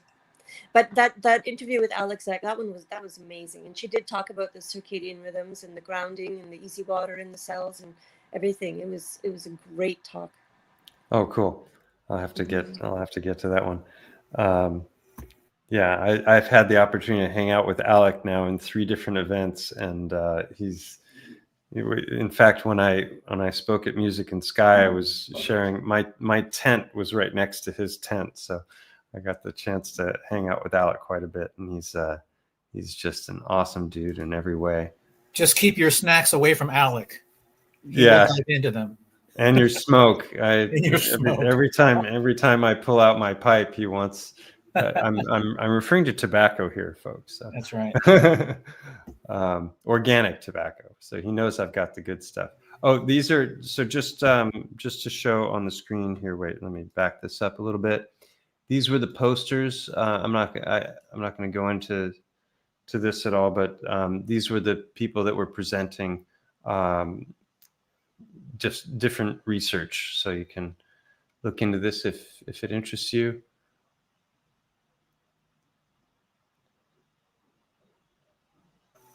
And I asked the chat if there were any questions, and I saw some. I'll get to them in a second here. I believe there still are ways if this spawns any interest in people and in actually listening to some of the presentations, there is a way to purchase, I think for a reasonable price, access to these talks. I don't know if you go to the website for the water conference, I think it's waterconference.org. You probably could find that if anyone out there is interested. Yeah, and that was the next sunrise after I got back from the conference, and I'm not sure. This is when we all went out for group photo, and then I'll finish with a little bit of this. There was a wonderful pianist named Giovanni, from an Italian pianist that spent many years performing in Vegas and was good friends with the man who was the main organizer of the conference. What was his name? John? Tom Meyer. Yep. Tom Meyer. And so I'll play that at the end with a he little bit of composes music. a lot of his own music too. Mm-hmm. Yeah. He's definitely a talented pianist, no doubt about it. So let me just look at the chat here. Someone said home water distilling. I love it. Yeah, these were structurers, not so much distillers. I mean, what do you guys think about distilled water as far as drinking that? I think it strips all the minerals and good things in the water. Distilled water is, I don't think it's as good for us as structured water, say. Yeah, And so if you're distilling on a regular basis, you want to be supplementing with salt. You want to salt. remineralize it. Yeah. Yeah, it's Yeah. like that's why But they I say think- we shouldn't drink rainwater as well. I mean, apart from all the pollution that's in the air nowadays. I think, though, despite what you guys have said being true, I think in the end it's fine, though. I just want to add that I mean, I know many people who for many years, and I myself drank distilled water for a while. I did remineralize it, but I do think, like, Dr. Berlando drinks it. I mean, I know a lot of people who are concerned about health and know a little bit about health, who still take in distilled water. And I drink rainwater when I'm traveling. Exclusively, or I think that's his primary water, but I'm not. I mean, he also has access to some of the best spring water there in Northern California. oh my gosh, I can. Yeah, that's an amazing spot that he and Mike Winter live in. So So maybe not exclusively, but I do know people that do drink it exclusively, and they seem fine to me. So I mean, Hey, you guys, could I talk a little bit about that? please. Sure. Yeah. Here in life, there's no perfect solution, right? It's what matters the most to you, and what is, everybody has a different idea of what that is. What I can tell you is I'm involved not just in water, but in microscopy, and I'm on Zoom calls with some microscopists from around the world, and we are seeing what could be, I don't want to be, totally negative, but from that end of it, which could be the demise of the human species right now. And maybe it won't, we don't know. That sounds a little negative, Annette. I know, right? Yeah, But it's talk serious, about a black hole. And people talk about this or that, but people don't want to talk about this, but they're self-assembling. They look like computer chips. We're getting more and more people on the Zooms who are PhDs, biologists, they chemists, and none of them have ever seen this through light field, dark field. And what we're seeing, it's getting more and more 90-degree edges. There's something going on. So a lot of people start. This is with dark field microscopy you're referring to, right? Live Bright blood field. analysis. They're looking at everything. They're not just looking at blood. They're looking at, for example, one of the most popular ones, and it's actually made by Moderna, is the Novocaine that they use at the dentist, right? So those things are loaded with these nanobots and chips and filaments and hydrogels. And so what's happening is, they're spraying us like we're cockroaches, whether you believe in chemtrails or not. These things have what's called graphene. And graphene is excreted by the human body, but when it goes into the body and it meets up with hydrogen and it's added with a frequency, it goes down to what's called reduced graphene oxide, which is actually graphene sheets. And we're believing now that this is what's going on and why people are having health problems, all of that. But what's happening is it's getting into the water. So we've tested bottled water and well water and all kinds of water, groundwater, rainwater, and we're seeing this stuff in all of it. So I think the best thing we can do is try to minimize that even more than, oh my gosh, we got to worry about our health. Well, this is like a precursor to everything. So when we talk distilled water or reverse osmosis, it is at least removing a lot of this stuff that I feel is more dangerous than, the health effects of distilled water. And then once you do distill it, you can remineralize it and you can revortex it and you can create a new coherence in it. So that's just coming from the microscopy end of things. And I was just on a 4-hour Zoom yesterday, and you know, it's a pretty serious thing. So, and a lot of doctors that talk about mRNA and, you know, spike protein, they're just taking us off into a different area. If they're not talking about this, they're avoiding it for some reason. You know, I don't know how much we can trust them because it's real. So just keep that in mind with all of this water talk. So that's Yeah, that's a plug for distilled. Sorry, Mike. Yeah, no, and I was just going to add, and if you are going to, you know, drink distilled water, you can supplement it with cell salts. And my friend Steve Falconer has done a lot of presentations on the subject of cell salts. So that's it's a very interesting topic. And based on our birth, you know, and the months that we spend in the womb, we're each of us based on our sun sign. This isn't astrology, but it's just the fact that we're in the womb for 9 months, and we're missing certain cell salts in general. Each zodiac sign has its deficiencies in cell salts, so you can actually supplement with specific ones, and that's what Steve Falconer has been talking a lot about. I think he prefers to call them tissue salts or mineral salts. Oh, okay. Not to be picky, but that's what he'll refer to them as. Thanks for correcting me. Sure. Someone asks, have you tried John Ellis's machine? Anybody know about that? I don't know anything about that. Someone asks how I found GWASP's work. It was a comment on my channel. I think at the very beginning of this live stream, the person who turned me on to it, someone just said the heart is a rope, and I didn't know what it meant, and then a week or two later, someone else said the heart is a rope, and then wrote the Helical Heart, and I went to this documentary about Francisco Torrent GWASP's life, and was utterly blown away. I work as a chiropractor, so I knew the heart anatomy well, but I didn't know about that, and they didn't teach me about that, and it's a pretty big deal. And I've since found out that most cardiologists don't even know about that, which is kind of fundamental, especially if they're a surgeon and they're cutting into hearts. You'd think they'd need to know the basic fundamental structure of the heart, especially when it comes to the blood flow being vortexual, and all of this has been proven. These aren't theories. The myocardioventricular band is self-evident. You know, you can watch him dissect it, and it is what it is. You don't have to prove it. It is a band. And then the vortexual flow has been proven through positronic emission, functional MRI. They can literally see the blood spiraling in these different imaging techniques. But the fun synchronicity about GWASP that I didn't know about was that he lived he worked his whole career out of his home.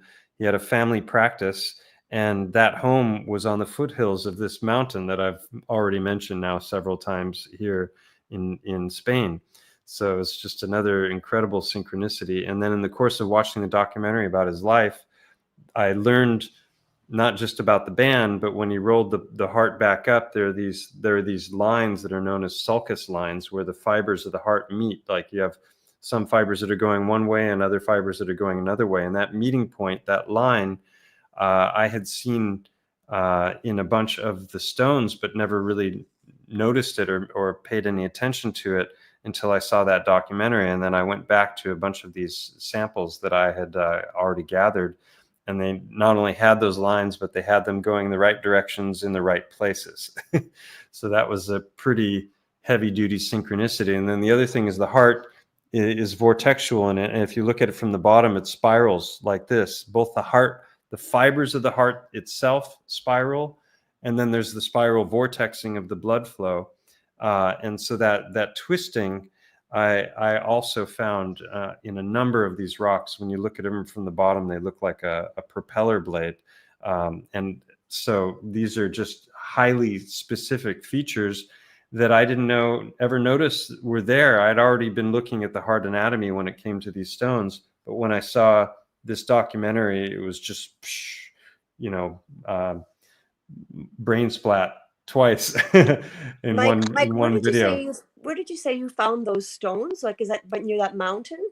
in Spain? Yeah, they're all over. They're all over. They're all over the world. People have All over sent the me world. photographs from all over the place.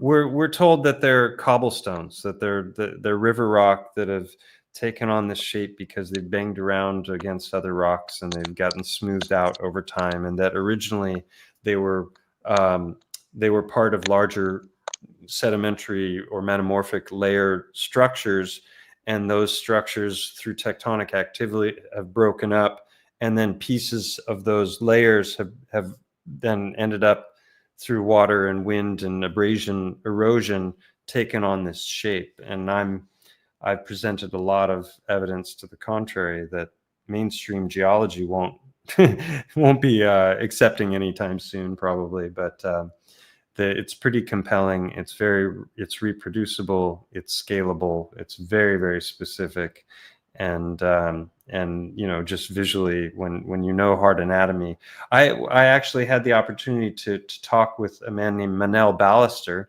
who's a cardiologist who was the man who started the first transplant center in Spain for heart transplants.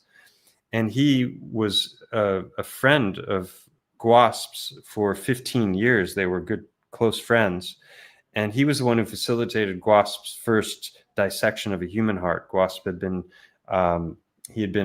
getting hearts from the butcher and dissecting them for thousands of hearts over the course of many years.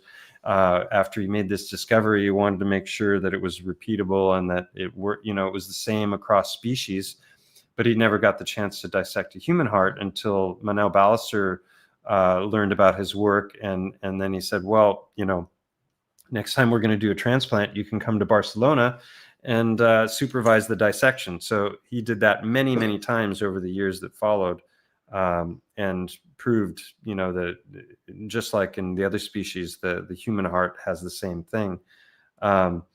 So I had the chance to talk with Manel in a WhatsApp call, and I showed him a number of the heart stones, and he thought it was very, very compelling. And this is a man who I would consider to be one of the greatest cardiologists still living, because Guasp passed away about 17 or 18 years ago. But Manel Ballester is definitely keeping his work alive and moving it forward. And it's really starting to take off now. I've made a bunch of videos. I've seen videos on TikTok and Instagram now that are reaching large numbers of people, and people are becoming aware that the heart is not what we thought.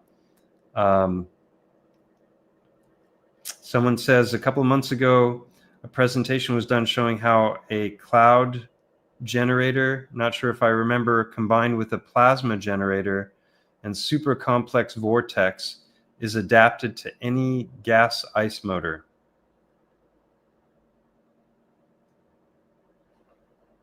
Anybody want to take a stab at that one? Someone else says, which takes over for free energy? Okay, this is a continuation of that previous, which takes over for free energy just using water and super clean breathable exhaust. Oliver is back. Welcome back, Oliver. Still going. We're almost done. We're going to wrap this up shortly. But I'm just going through the chat and seeing if there's any questions. Are the talks from this conference available to watch? And I think I know I have access to them, but is that for the general public, or do you have to pay for access, or do we have access because we attended the conference? Anybody I think I put the link to the water conference in the chat. It's basically waterconf.org. And then I haven't gone through all the different links and stuff, but if you just poke around, there might be a way to purchase the talks. If not, I could find out for somebody if they hit you up, Mike. I can connect them with that information at some point in the future. And then can I also put a plug in here for Everine has started an online forum for water enthusiasts called the World Water Community. Is that correct? Yes, that's correct. Okay. And so I will put a link also in the chat if I think there's some trouble right now people are having with registering. But once you register, if you can be successful, there are various groups you can join. Yeah, there's trouble using Safari with the Apple computer, but if you use Firefox, it works somehow. I know this because I had the trouble with this, and it was said that attending the water conference, you have access to the speakers, and it will be out a week after the conference. But I haven't seen a writing of it yet. Maybe you received it, but I missed it somehow. This is the web page. I just posted a link to it, and there are. I managed to get in yesterday. It was a little convoluted, but I made it work, and you can join different groups. I joined the primary water. I'm still waiting for a reply on that one, and this is an interesting subject related to the big trees as well. The idea that maybe some of the artesian wells might be former root structures and lava tubes as well. So it's, these are my theories anyway. So let's see, just going through the remainder here. Any last minute questions, you can put them in now. Yeah, anything else any of you would like to add in closing? I mean, it's been awesome having you all here and reminiscing. I really loved being invited. Sorry that I needed to step out for a half hour, which was a call also planned with me, but it was very late. I got the invitation. I didn't know how long it lasted. So sorry for that, but thank you. I could join. You can thank Sam for the invite, because I was just trying to get all the tech together. I've got a new computer, and this is my first live stream since I reinstalled all the software, and I was having microphone troubles, and so I wanted to invite people, but it was a team effort. So it was really great having you here, and we didn't really get the chance to talk at all during the conference. So I'll have to stay in touch and see what would be nice. See what you're into. You same with you, Michelle. I don't remember if we. Yeah, I think we had lunch briefly at a table together, or it was after lunch with Guy and Sam. But thank you so much for inviting me. Thank you, Sam. And it's so nice to revisit all of this again. And I've been trying to integrate all of the information that I received from this conference, and it was overwhelmingly like there was so much information. And by day 4, I just wow. And so I actually don't have access to the footage from the conference either. So I know, Olivia, you said you didn't get that, but maybe if you guys, we'll send you guys the links. That'd be great, because I'd love to go over it all again, and I want to. Some of these things, like you said, Mike, went over your head, the scientific stuff, and I felt the same way. But I would like to be able to dive into some of this stuff and do some studying and learn more. And wow, it was so fascinating. The audiovisual team was excellent as well. Like the recordings are really quality, and nice. Like sometimes the conferences, they do their best to record, and something goes wrong, and it's not so nice to look. It's one thing to be there in person. It's another thing to try and do it afterwards. But I thought they were really the ones that I saw were really good. And great.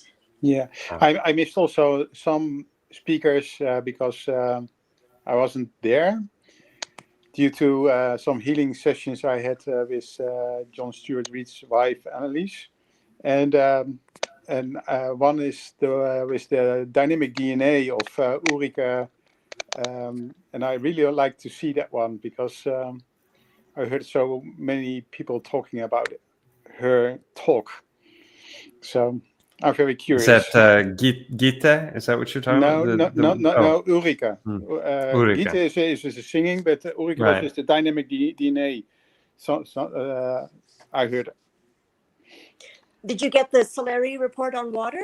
She was handing that out. Oh, yeah, that's wonderful. Is that available in a PDF for free, or do any of you know if people can get this online?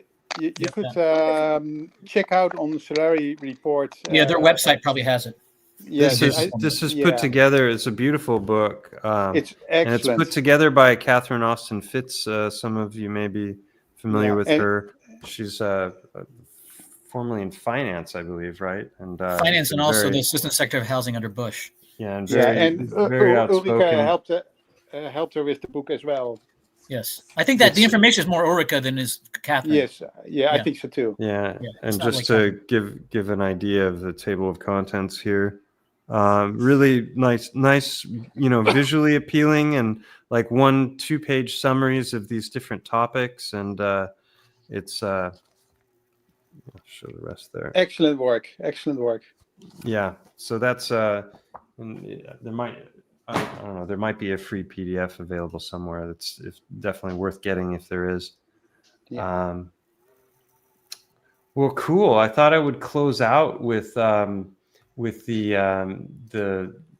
piano playing of Giovanni. It actually sounds pretty good on I have a new phone. I was impressed by the quality of the sound, but I was sitting at the banquet table, so I unfortunately was behind him, so I don't have a very good location for filming. But I think I'll just thank everybody for coming. Yeah.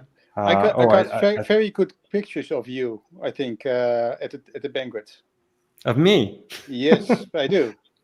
Oh, I cool. I took some pictures around at the banquet. So. And I think you were sitting with Sam and Key at the table. Yeah, in fact, I had a little. Let's see, that was right at the end, I think. Let me see, or was it before? And we went out to a party after. Oh, I might have removed it. Oh, here we go. Yeah, this is just what it looked like. Yeah. In the banquet room. Anyway, if you're on WhatsApp, I can send it to you. Yeah, I'll add Mike to the WhatsApp photo group that you started. Okay, great. Thank you, everyone. Okay. Nice.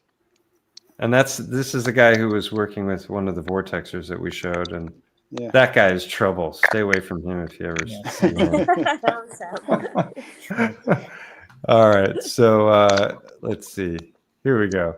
Well, thanks everyone for coming, and I'm just gonna play out the remainder of this video, and nice meeting you. And you can enjoy the music, and he's got a great rendition of "I Did It My Way," and I recommend everybody do it their way. We can all stay in touch at the World Water Community as well. So yeah, and I posted the link to that in the chat, and it's been fun. Thank you all for joining me. This is been a lot more enjoyable than just me talking for 2 hours by myself. So. Thank you very much. Great, thank you, everyone. All right, take care, everyone. Just.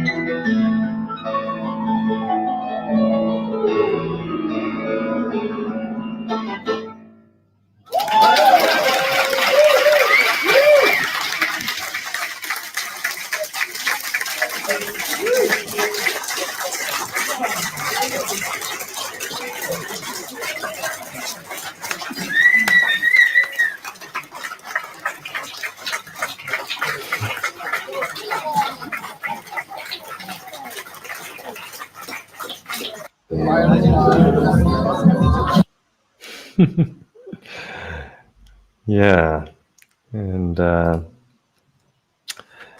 so for those of you who are still here, that's Giovanni, Italian. He has a whole bunch of different CDs. He was very generous. He gave CDs out to everyone who was there attending, and put on a great, entertaining performance as well.